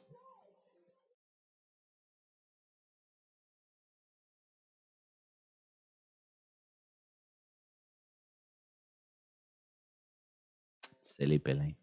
Titanic scene, yeah, it's good. It's good. Sol Ruca is good, but I don't know if her character works on the main roster. Well, I tell you what, I do appreciate that her character is not about here's my boobs. I know that there'll be a lot of people upset, but I do appreciate that it's not like, hey, have you checked out? Here's my bum, here's my boobs. I really appreciate that. But her surfer chick thing was just a bit too laid back, a bit too chilled. I was just struggling a little with it. But then, like, you see the videos that she's putting out on social media of her, like, learning, doing tricks and, you know, crazy impressive feats of strength. And, you know, her agility is amazing. Her athleticism is fantastic. Strength is amazing. She's so talented. And innovative as well. I mean, is it Soul Snatcher? I mean, that's amazing. That's amazing. It's an amazing move. But yeah, let's see where she goes. I'm quite high on her at the moment. Halftime scores, everybody! It's the halftime scores. I really want to know your halftime scores. Put it in the chat. Halftime scores, everybody! It's the halftime scores. Are you happy? It's the halftime scores. Are you happy or you sad? Halftime scores, everybody, it's the halftime scores. I should get that recorded. If I got it recorded, I could just press play then. Just sit here like this. Boom. Boom, shakalaka. Ring my bell. Get in your scores. Get in your scores. We are 10 minutes into the second hour. Are you doing a live stream tomorrow? Yes, we are, yes. Shakim said 6. Jojo said 8. Samuel said 7. X Music said, I won't ever get over this song. James said, Sol Ruca reminds me of a young AJ Styles with half the stuff she can do. Chris said 6.5. A1 said 6. James said 7. Austin said 10 out of 10 because XY Zion Quinn was in it. Hayden, hello. Halftime scores, put them in the chat. Real said 4 for Wes and Miko. 7, 7, 9. Alfie said 7. John said 7.5. Alexa Bliss Glamour. Alexa Bliss Gamer says 7. Sonny said 7. My dog said 7. My dog! Outlaw Angel said 6-9. Tim said UFC 285 is this weekend. Stream is set up, baby. 6.5 said G Money Slayer. Hawkins Jr. says 8. John said 6.82. Tiffany Epiphanies out of 10. It'll go platinum, said X Music. Luke is minus 11. Justin said 8 out of 10. It's Pop-Tart time. Erotic Fresco said 7. Justin Archer says 7. 1 Minute Wrestler says 7. X Music 6.5. Justin with a 7. Keewan Webster with a 9.5. Donald with a 7.5. John said 6.82. Tiffany Epiphanies. James said minus 11. Must be an AEW mark. Well, listen, shout out to all the marks that are in the chat. And David with a 7. We're backstage with the Creed Bros. Oh, there's Damon Kemp.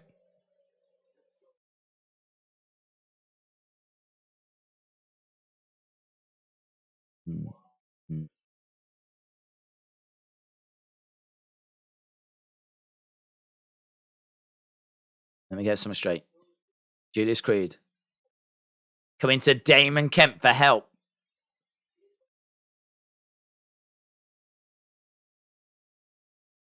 Are we thinking of getting the boys back together, says Damon Kemp.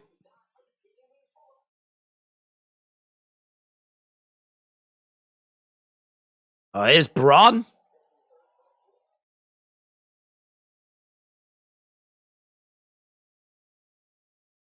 Oh, they might not have got Damon Kemp, but they have got Bron Breakker.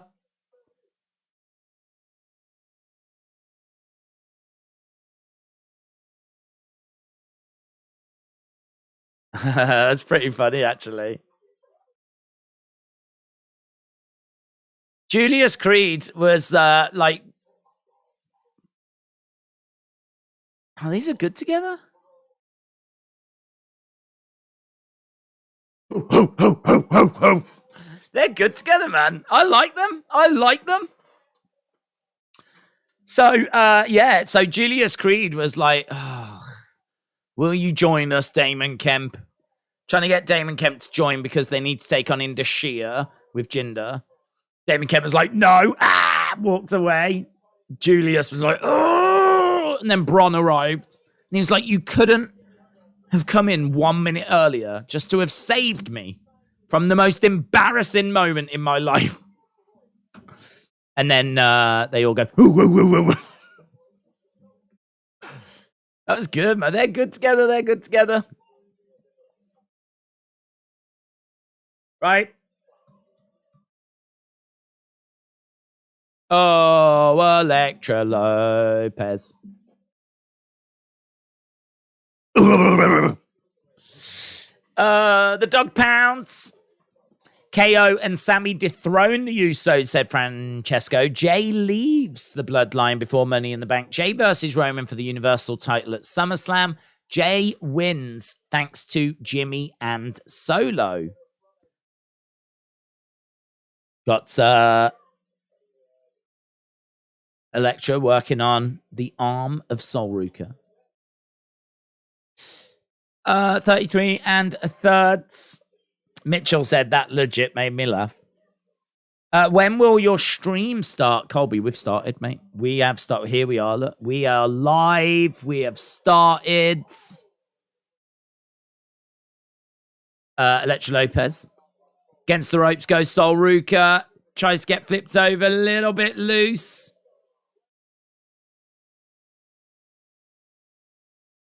Back on her feet. Over into the corner.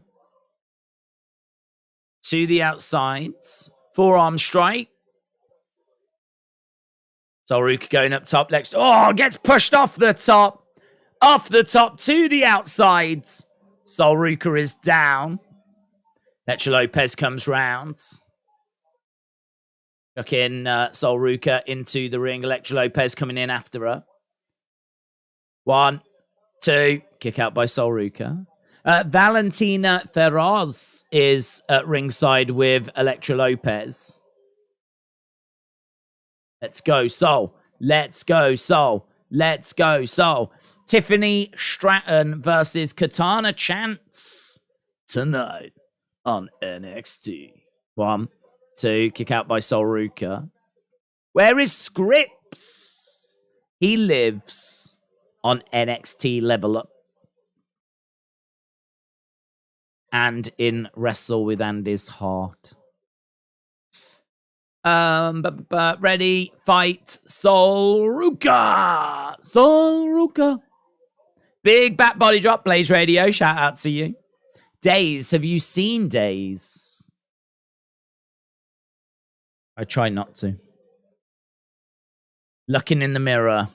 It's not a good idea for me. Twisting of the neck right now by Elektra Lopez in control. Sol has got some tattoos. One of them is a 7. If we get a Y at 6, could we get a Sol 7? I am the biggest Sol 7 fan going. Sol 7 is better than Y at 6 by 1. Kick to the midsection by Elektra Lopez. Looked like it missed. Back elbow again. Again, she smashes her into the top rope, but again, it seems to be short. These shots look awful. Those shots look well short. Shoulder tackle, couple in a row. Drop kick.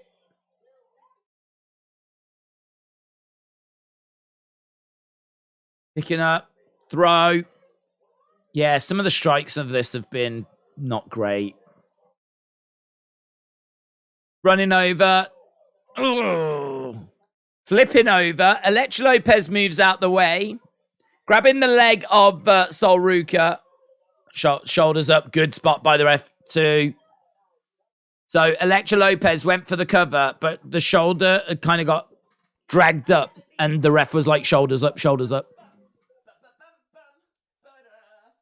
She goes over to the corner now. She's looking to undo the top turnbuckle. There's Valentina Feroz. She's got the brass knucks. Huh?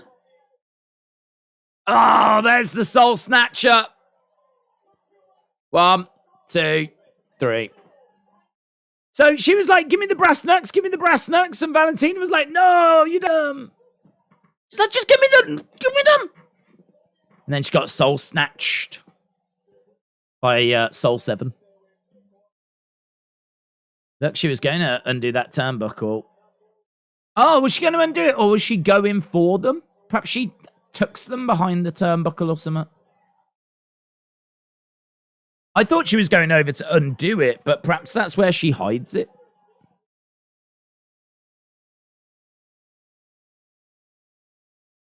Oh, dear. Pushes Valentina against the ropes. Valentina's putting them on. Boom! Lopez goes down.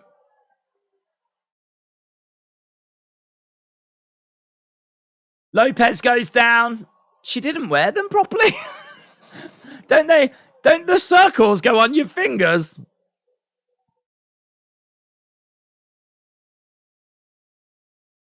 I don't think she put it on properly. Big Daddy's. Oh, we're going round Austin's house. Going round Big Daddy's. Def Con Eric and Jack Style, shout out to you. Hollywood Guy said, Daze, one more question. Fire away, my friend. If Vince is 100% back in creative, do you see Sami Zayn losing his push And will Vince make changes to the cards? I don't think he's 100% back in creative. I agree with, I think, what people were saying earlier, that Vince has always had a voice. You know, he's always got access to Triple H. At any time, Vince could call Triple H and say, I like this, I don't like this. I reckon you should do this, I reckon you should do that. And what's Triple H going to say? Yep, got you. Might not mean that he acts on it, but if it's being suggested, like the seed will have been planted type thing, you know?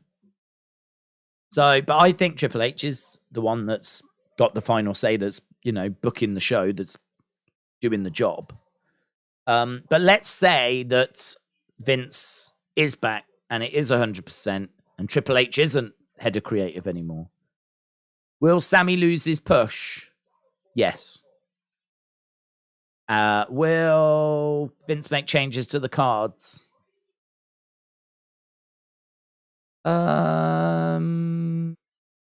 Maybe. Don't know, to be honest. He might just go with it. If he came back now, he wouldn't change Roman Cody.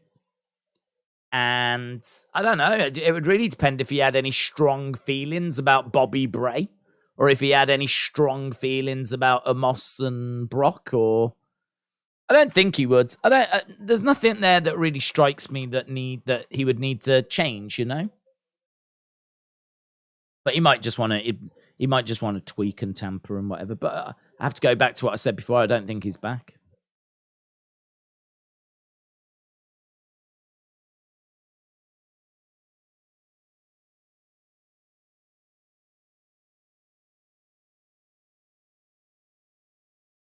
Drew, I've known Coffee for a decade. Wolfgang for 2. I faced them. We stood side by side, and the Gallus lads are tough. Pretty deadly. You've got a receipt coming your way. Scottish friends. Oh, he's got friends. He's got Scottish friends.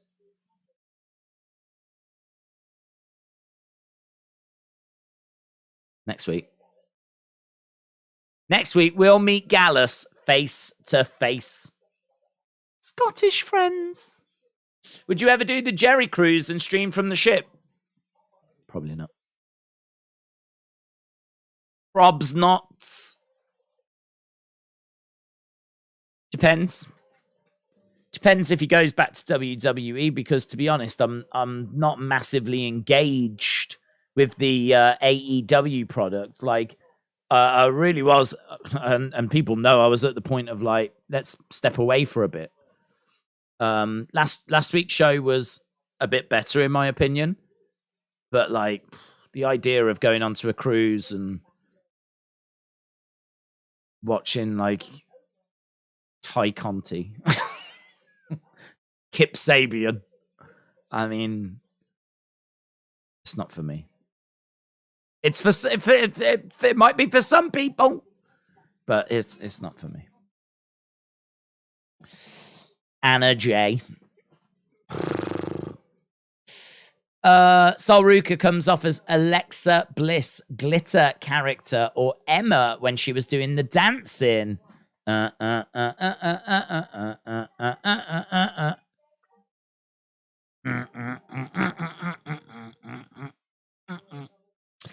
bet her character will evolve. Didn't know that Scottish had friends. Oh, Scottish friends. Will you play 2K23? As a lot of controversy said it's just a big 22 updates. No. I didn't play 22.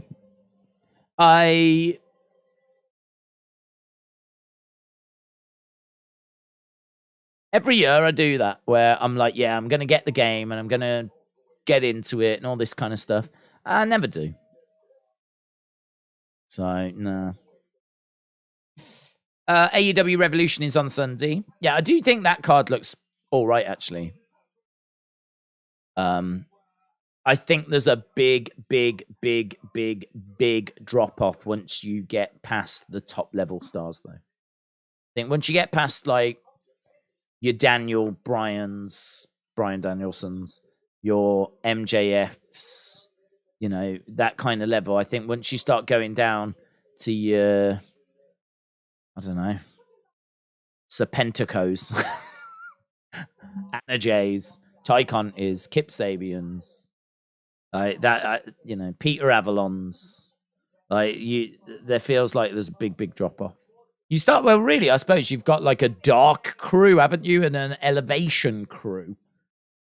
Once you get past the dynamite crew, like, and I would imagine, like, if you go on the cruise, you're probably going to see a lot of like those kind of dark elevation type performers. But listen, if you're a diehard AEW fan that enjoys all of that, I mean, yeah, I can see why you would love it. I can see why you would have a fantastic time. I miss limb targeting systems and chain wrestling, says Meave. Are you kidding? I would pay to see Ty Conti's bum bum, said Alex. Yeah, but what you want, Alex, is you want a Ty Conti OnlyFans. That's what you want. You don't particularly want to watch her in a wrestling ring. You just want to see her OnlyFans. Don't forget about Sonny Kiss. Is Sonny Kiss still there? Or is Sonny Kiss still on the roster? I haven't seen Sonny Kiss in forever.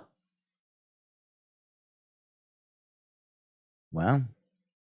Hayden said, if you are actually not Scottish, then you don't have Scottish friends. Except for Edward Brown. He's a great guy. Edward, stop pretending to be Hayden Carter. Hayden Carter? Hayden Garrett, please. That's not cool. It's not cool to pretend you're other members of the community. Whoop, whoop. Kieran said everyone is saying it. Everyone is saying it. There's a Cricket Wireless section. I quite like their music. Whoop, whoop. Whoop, whoop. Right. Thoughts on Kenny and WWE? I haven't heard anything about this. Apparently, WWE are interested in him, and apparently he said that since he came back, it's felt different. It doesn't feel like the AEW that he left. I don't know. It can't be fun in AEW. There must be a lot of pressure. What with the ratings struggling the way they have, although they did bounce back last week, didn't they? I think they got 1 million last week, which I put down to the announcement.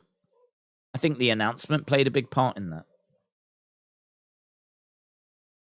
Certainly seemed to be what everyone was talking about going into it. And as I said, I was very much like, I don't know if we can carry on doing this. And then it was the announcement that made me go, well, do you know what? Let's see what he's going to say. Because it's not been brilliant recently, and maybe I don't know. I didn't know if like he was going to acknowledge that and like really shake things up. So I didn't quite know what to expect from the announcement. But the announcement definitely got me to tune in, so I have to think I probably wasn't alone. Over the top goes Katana, drop kick, Caden on the outside. So Tiffany against Katana. Katana to the outside, Tiffany in between the ropes. Yeah, it was because of the announcement, said James, and it defo underwhelmed.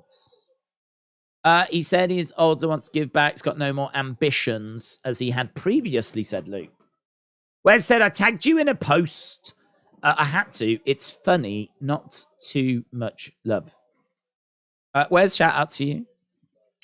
Kenny could be a Heyman guy. Paul could get him over in WWE. Oh. Listen, Kenny would be over the second he arrived. If you come to WWE from AEW, you've sort of picked a different side. You know, don't forget to WWE fans, Kenny Omega is one of these like names that you always hear about. So it'd be exciting to see him if you haven't been watching him. I'm sure you've heard of him because he gets spoke about a lot. You might not have heard of him, so you will just be impressed by what you see. You might have heard of him and not watched him. You'll be excited to see what he's about. Or you might know him and know that he's been in AEW. Well, now you're going to love him because he's dumped them and he's come over to you. He's changed teams. He's on your team. It's a bit like hating a player when they play for a rival team, but then as soon as you sign them, you know, you're quite excited about it. I could see that being very similar to how fans would react to Kenny. So I think he'd be over straight away. It'd be great to have him in WWE, actually. Over. They would use him really well as well. I think they would get a lot out of Kenny. They know how to book certain people that they really, really are invested in. They know how to book them. Splash. Because they did well with Ronda at the start and then fizzled out. They're doing well with Cody right now. Chances are it might fizzle out as well, but right now we're still in a good phase. And so I think when they bring Kenny in, they'll do really well with him at the start. Again, it might fizzle out. Look at how they booked AJ. They booked AJ really well, and then it fizzled out. So I think Kenny would come in and have a good couple of years. And then it would probably fizzle out. And then he'd be teaming with the Moss. Katana going up top. Here's Isla Dawn and Alba Fire. They've come out. Tiffany catches Katana up on the shoulders. Oh, plants her down. Tiffany going up, moonsault. Oh, kind of did it on the legs more than the body. Tiffany wins. Tiffany gets the victory.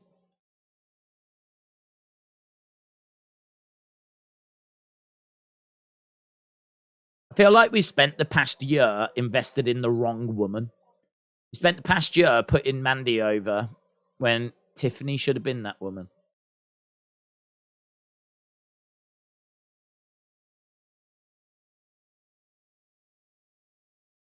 All of you. I'm never satisfied.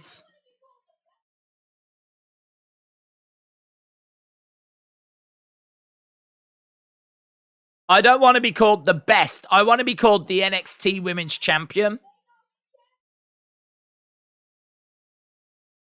I don't care who wins next week. That title belongs to me.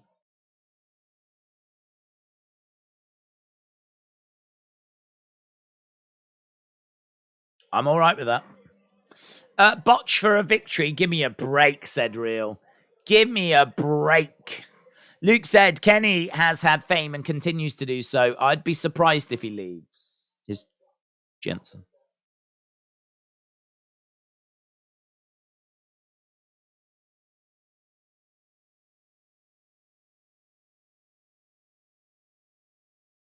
Needs to stop. It's WrestleMania season. Jensen screwed up. He's sorry.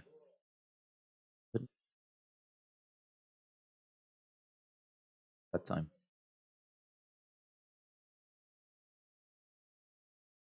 Fallon has already apologized. Sort it out.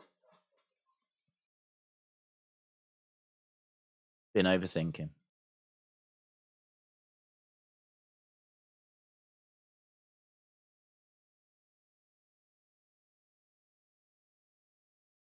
Don't get a lot of do-overs.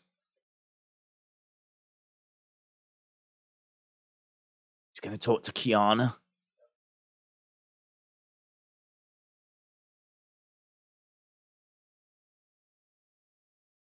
Boom. He's going to talk to... That's nice. That's nice. Right, what have we got here? Who's this? Axiom.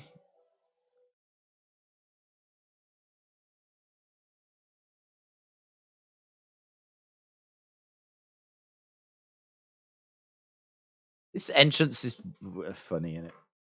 He does a little jog forwards, then he just takes a step over to the left, a couple of steps to the right, It's literally so they can have the that effect put on it.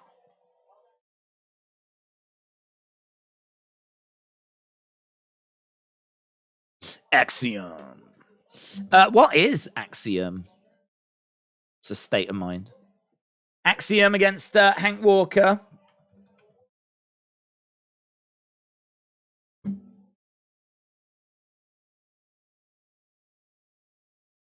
I just think it's funny, him like jogging a few steps forward and looking heroic and then step over to the side, step over to the other side. It looks good when he actually like leaves the frame.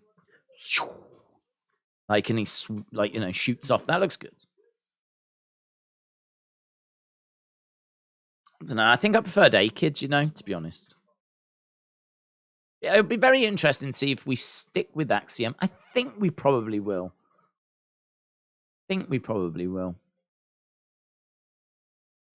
I don't see loads of momentum for him, though. I don't know. It's really interesting because he's quite clearly a very, very talented performer. Axiom is an ancient mathematics problem, said Mr. Quake. I want to see Axiom against Scripps. Axiom against Hank Walker, but Axiom used to be better with the entrance, says Keegan. It's like a superhero. Kenny going to WWE would be a bigger shock than Cody, but I would rather see Switchblades. James, do you think we'll see Switchblades? Do you think he goes to WWE or AEW? Which dub do you think he's going to? Axiom to Impact, says Hollywood Guy. That's my thought, says Mr. Quake. Yeah, you're not wrong. It is like a superhero. Axiom is a drain blocker. Kenny will not leave because he's got a cozy EVP position, and going to WWE, neither will the Bucks. They get to be champs whenever they want. James said, yes, Switchblade Raw after Mania. Good shout. A-Kid versus Axiom. Dream match. Do you know what? I was going through my computer and I found this folder and I was like, I don't know what this is. And so I clicked on it. And it was all the old recordings that I did, all the verbal recordings. So I found the please, and I found dream match, and I clicked on this one, and it just went, Austin 316 is a creep. It literally just said that. Austin 316 is a creep. And I did think to myself, I was like, oh, wow.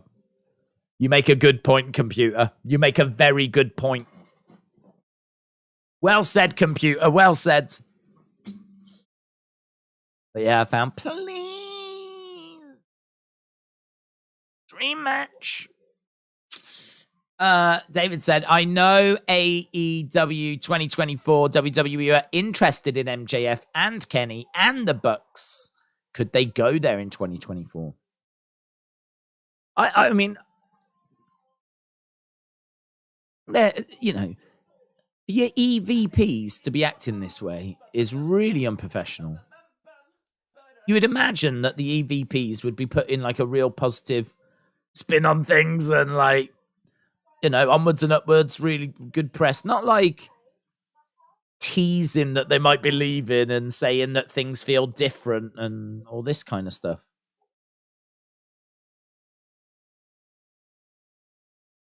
Devcon Eric said a Darman video has better dialogue than NXT guys. Darman. What's Darman? Darman. MJF goes to WWE before Kenny and the Bucks, said James. Wrestling is art, said Switchblade is going to AEW. Why lose New Japan matches? He could go to WWE. MJF goes WWE for Kenny and the Bucksters. Jacob said, damn. I saw Mysterio versus Kane first time in STL. Only match I saw live. It was pretty sick. Switchblade. Oh, we read that one. WWE is looking to snatch so many wrestlers from AEW in 23-24. Well, don't forget, I mean, we've got the potential sale. So how does that change things? How does that change things? If they do get sold, how does that change things? Right. We are up and running. We are underway.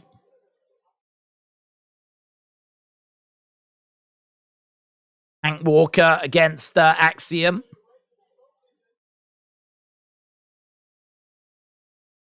Goes over the top. Axiom gets grabbed, picked up. Shot comes in. He grabs the head of Hank Walker. Walker against the ropes. Axiom goes back, flips up. Kick in the face. Kick in the face.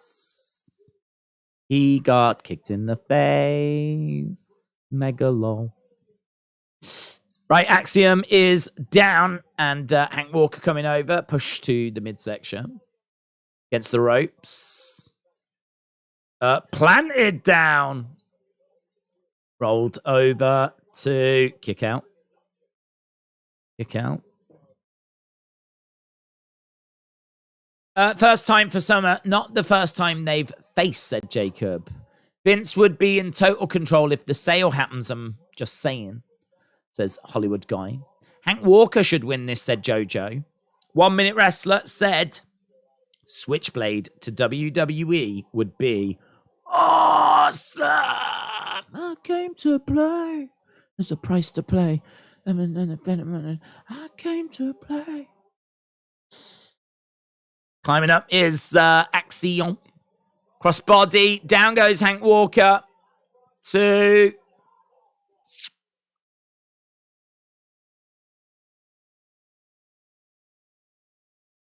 Axiom takes some kind of strap off. Going over, kick, boom. Oh, look at his face. Look at his selling. Another kick coming in. Oh, dear. Forearm strike. Shot coming in by Hank Walker. Oof. Against ropes. Gets flipped over. And Walker fired up. Big splash by Hank Walker. Oof. Walker's, oh, man, he proper laying it in. That was a monster clothesline.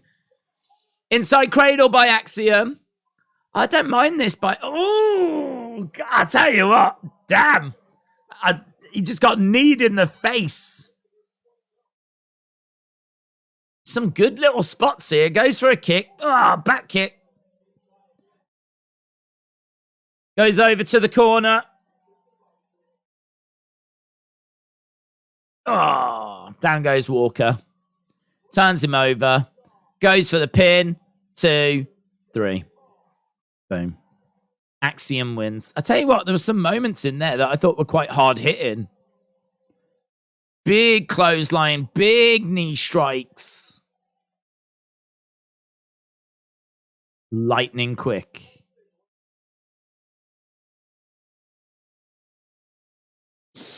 Miz is going to be the host. Makes sense, says Hayden. Hank reminds me of a bigger Joe Gacy.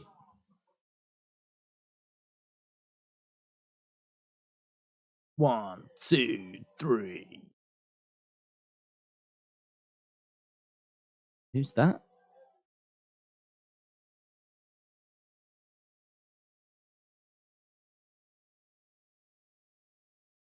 Keep fighting like that. Oh, is it just a picture of Axiom? So it looked like someone was behind Axiom. But I think, was it just a picture on the screen?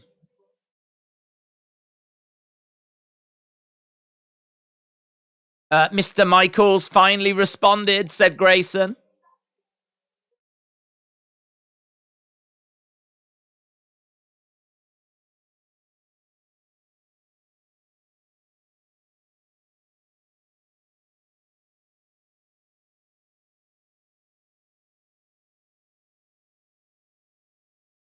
Will we see the Heartbreak Kid one more time?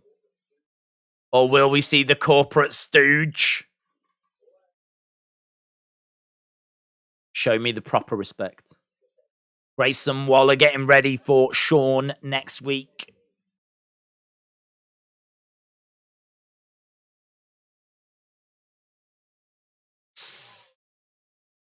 What are we getting to? Where is that heading? That's going to be big next week. It's going to be big. Roxanne Perez takes on Miko Satomura.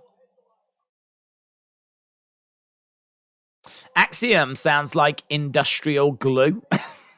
Who was on the ramp?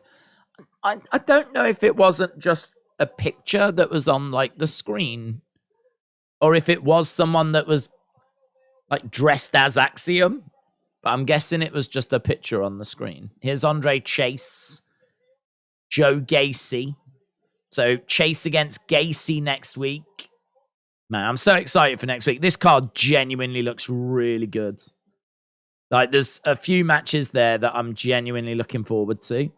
Bron Breakker and the Creed Brothers taking on Indus Sher.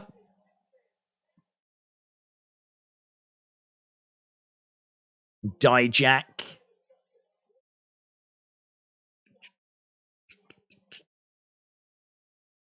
Jailhouse Street Fights. Next week. It's all going down next week. NXT Roadblock. Carmelo. Bout it. Main event time. Did he accept? Did who accept?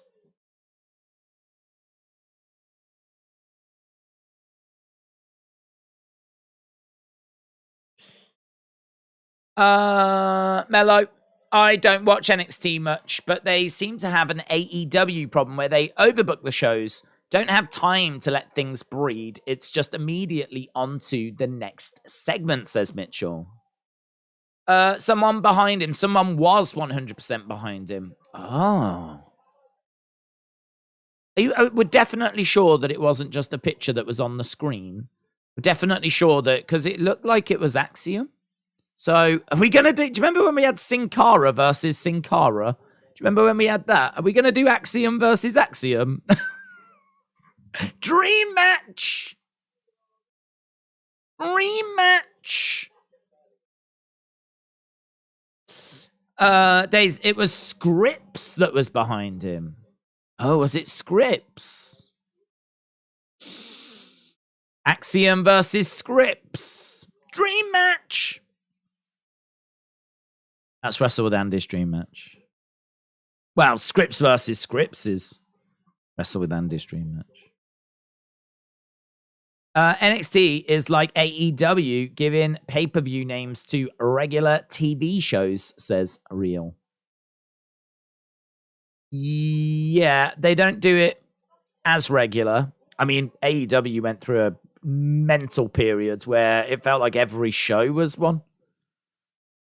But yeah, I think it's because like they don't do 12 pay-per-views a year. So I think instead of doing a pay-per-view, they make one of the shows like, you know, a bigger deal. Dragon Lee. Well, Dragon Lee has been signed, but we just don't know how he's going to get brought in yet. It wasn't a picture that was moving in the background. The match is going to happen in NXT Level Up, said Elijah. NXT is developmental. Mental. It was Uncle Howdy in the background. Uncle Howdy. Howdy. Dragon Lee versus Axiom versus Scripps versus Rey Mysterio versus Kalisto versus Grand Metalik versus Lince Dorado versus Sin Cara. Dream match. Will Big Condom. Big Condom.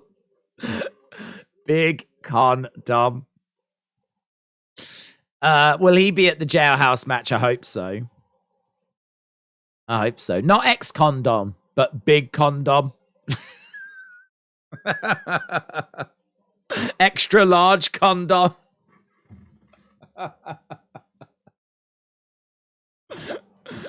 Ex-condom.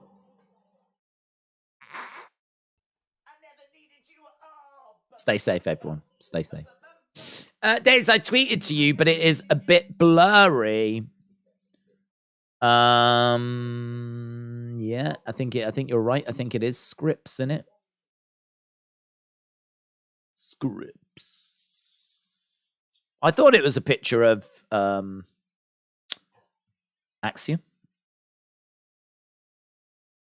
Scripps. Defcon, Eric, and Jack Styles Playground said, will Big Condom be a ref at the jailhouse match? I hope so.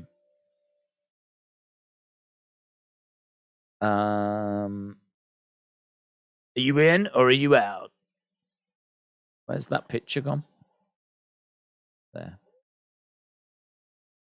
Da-dun. Da-dun.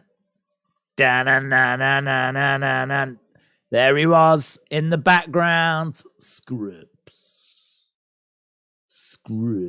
What's he doing with his hands? Is he? Oh, do you think he's doing the thing? Do you think he was doing that? Sending a warning.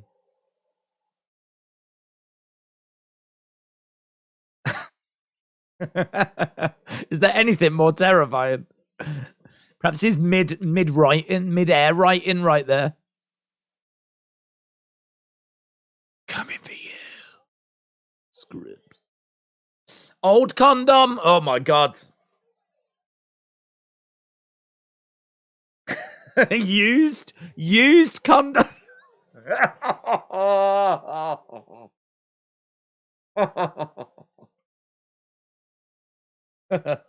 Broken condom. It's funny, isn't it? It's funny. Tyler Bate. Tyler Bate. Tyler Bate. Tyler Bate. Na na na na na na na na na.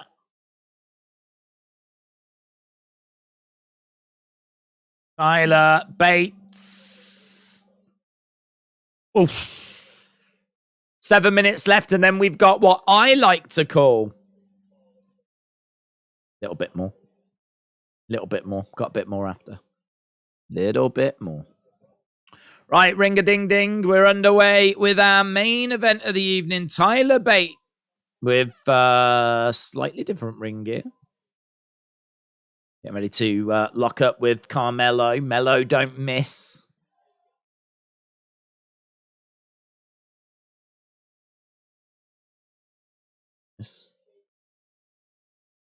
Over. Oof. Kip up there by Tyler.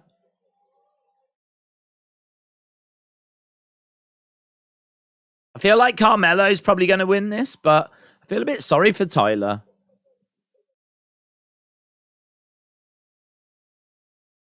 I thought his the roll-in is great.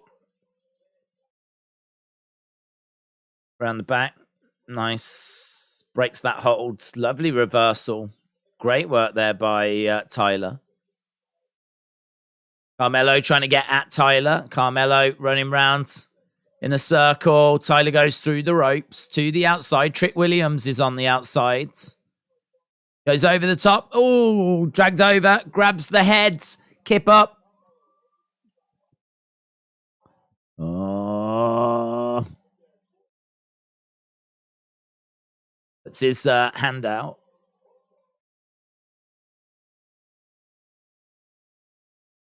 Carmelo goes down and Tyler jumps over, looks for the pin. Are you going to WrestleMania? Yeah, I will be there.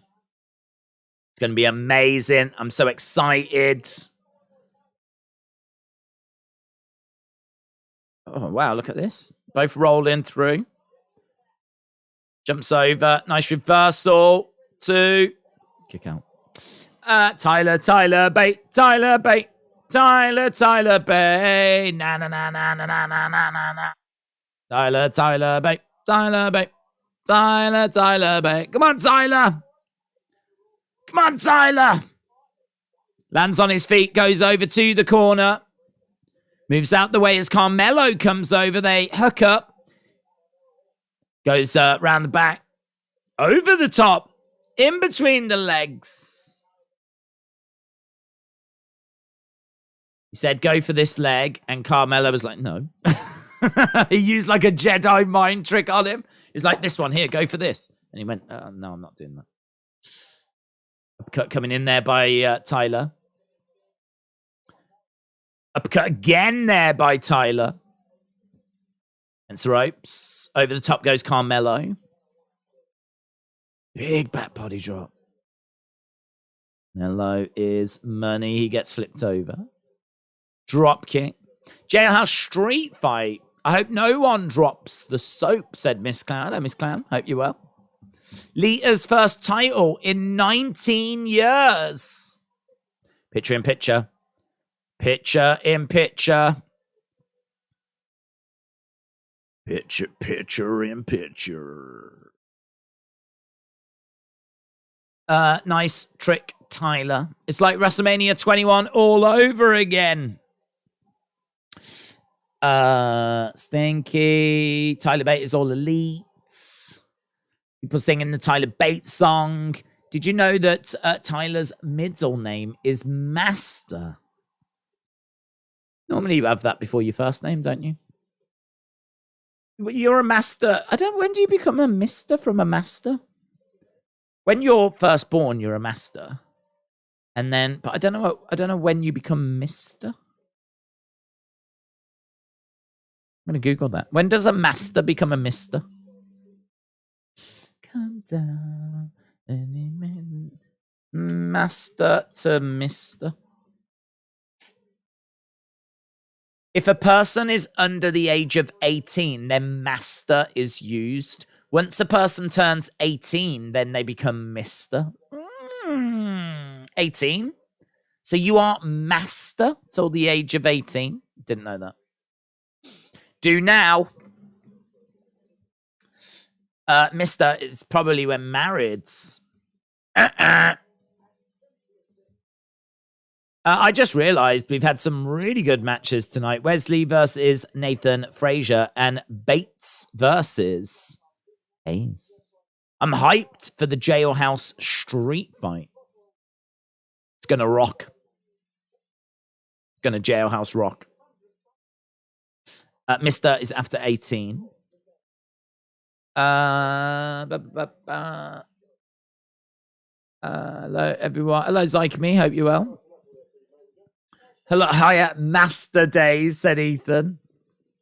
It's Mister, actually. I've been Mister for 3 years now.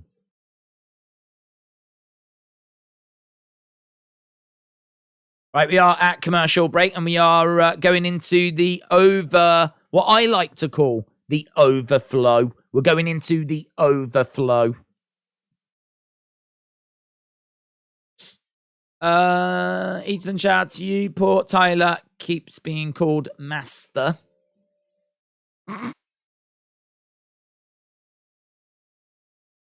Right, we are underway with the final part of this. What are they chanting? Lovely. That's a beautiful suplex. That is lovely. Well done, everyone. Well done.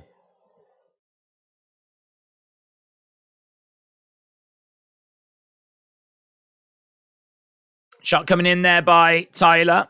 And again. More strikes coming in. Over in the corner goes Tyler. And on his feet. Knee strike. Tyler goes up. Uppercut. So Tyler in control as Carmelo goes over to the other side. Bot bang. Oh, bot bang. Ah, bot bang's cool. Down goes Trick.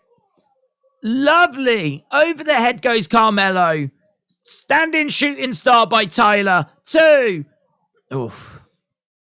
Tyler is so capable of delivering just fantastic action, fantastic matches. Look at that. Standing shooting star. Lovely.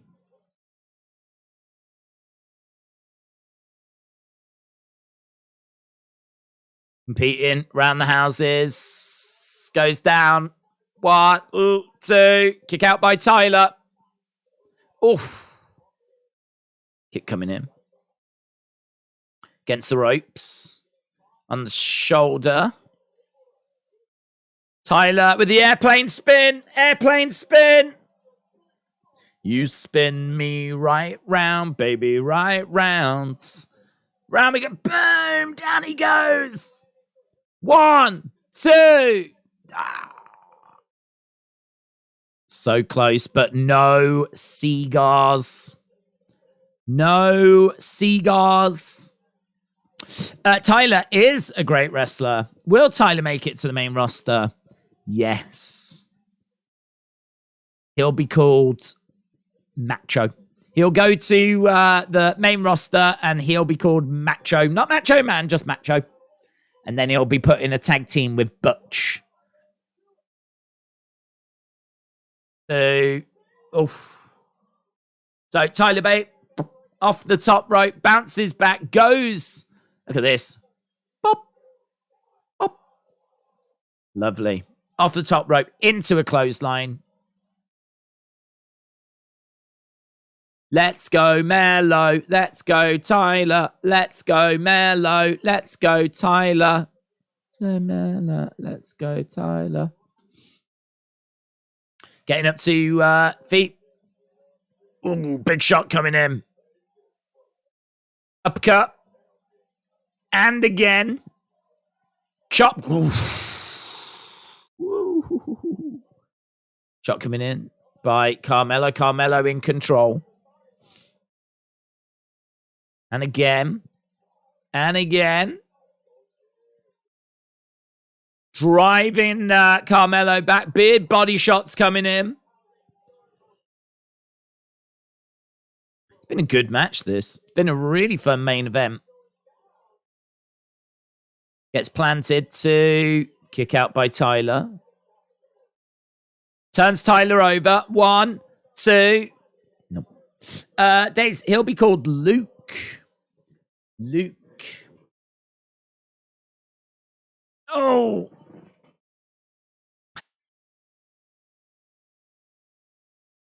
They'll be known as the Hedgewhackers. Way. I tell you what, that'd be fun if we got the new Bushwhackers.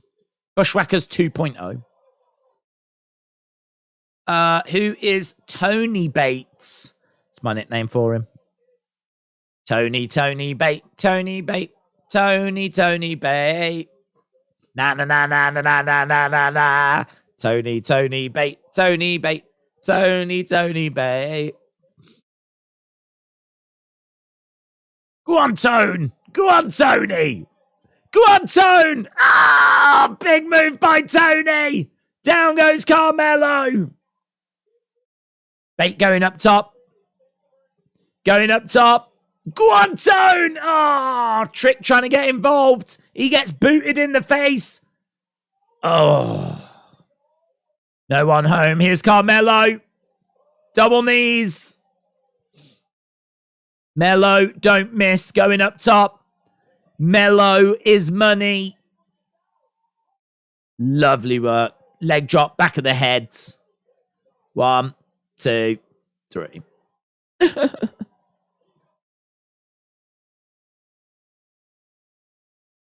Melo beats Tyler Bates. Carmelo Hayes knows that he was in a war, but he's picked up that sweet, sweet dub. Oh, that dub. So sweet. Melo wins. I wonder how Tyler came up with Bop and Bang. That's good, isn't it? It's good.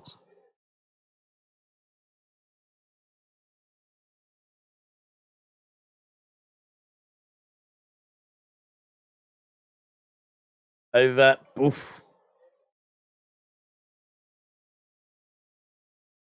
Bang. Oh, so good. Whoop that trick. There's a banner with Bates' name on. What does it say?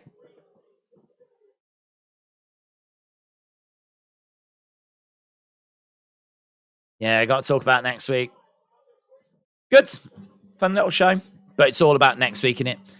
Bit of well, I think it would be unfair to call this a go home, but it does feel like everything is about next week.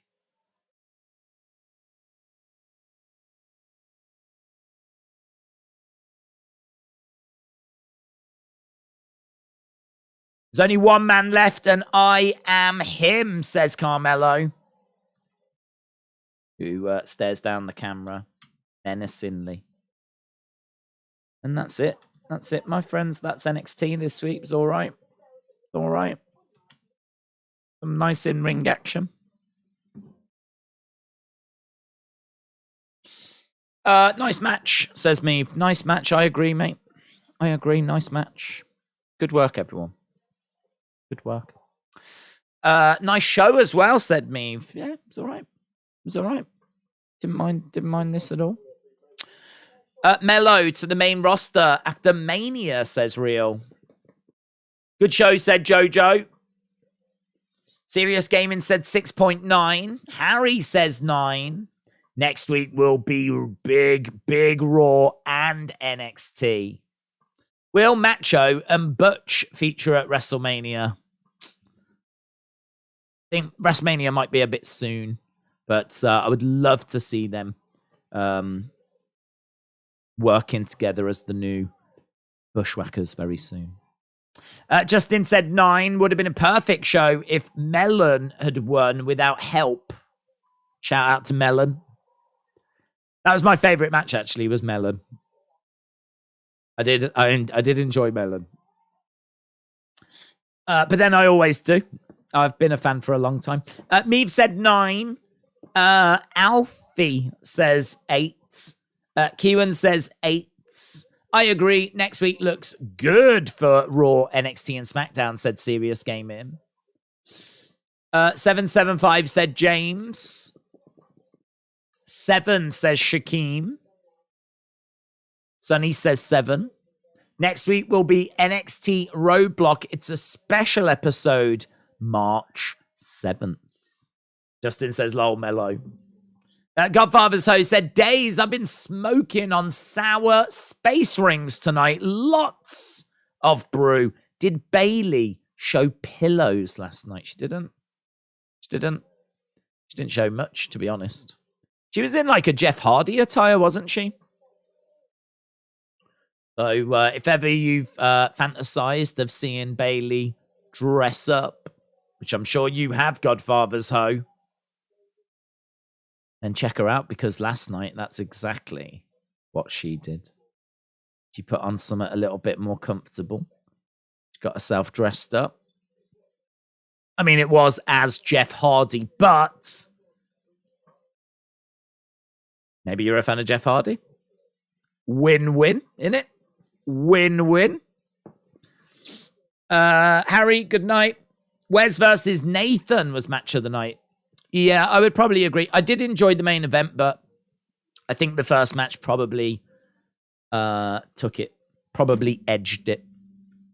I think the thing, well, I suppose I was going to say, I think with the main event, we knew Carmelo was going to win because he's heading towards a match with Braun, so it doesn't really make sense to have him lose.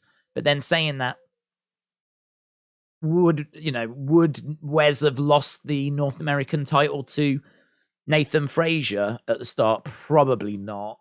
So it's probably also a little obvious that Wes was going to win, but match quality wise, I would probably go with the first as well.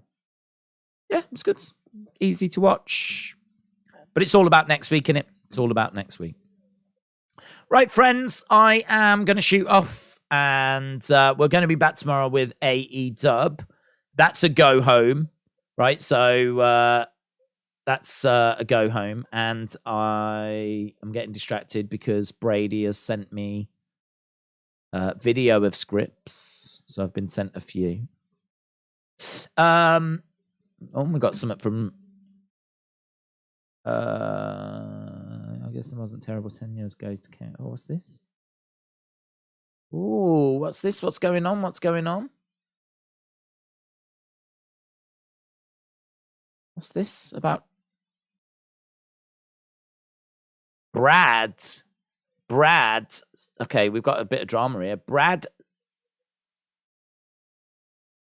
Stutz said it really doesn't get talked about enough how Gargano is terrible. Johnny then answers, since you used the hashtag, this came up in my For You tab for some reason. I guess I wasn't terrible 10 years ago when you came to me, and I replied with advice. As you've stated yourself, though, maybe you're out of your element here, Brad. So the screenshots of Brad and Johnny, I don't know who this Brad is, but the screenshots of Brad and Johnny just exchanging a few words.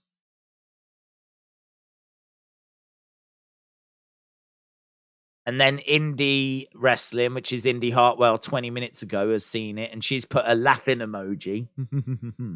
Right? But Sean Rossap has retweeted this. Emily J said, this is also the person who tried to kiss me at a wrestling convention unprovoked a few months ago. I'm guessing she's talking about Brad and not Johnny Gargano. Is she talking? I wish that was a bit clearer. I'm guessing she's talking about Brad and not Johnny. If this was Johnny, if she's saying that Johnny, and let's not forget about his friends who have also tried to assault me, who he has brought to shows. She's got to be talking about the Brad guy. Who is this Brad guy? 3,000 followers.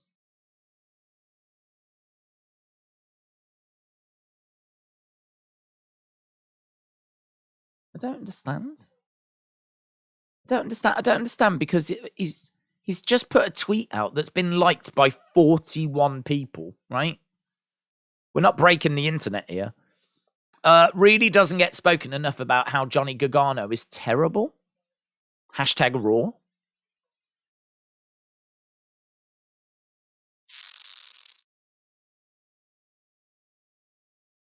I know. That seems like a storm in a teacup, doesn't it? When I first saw this, I saw Johnny like replying to Summer with screenshots and everything, right?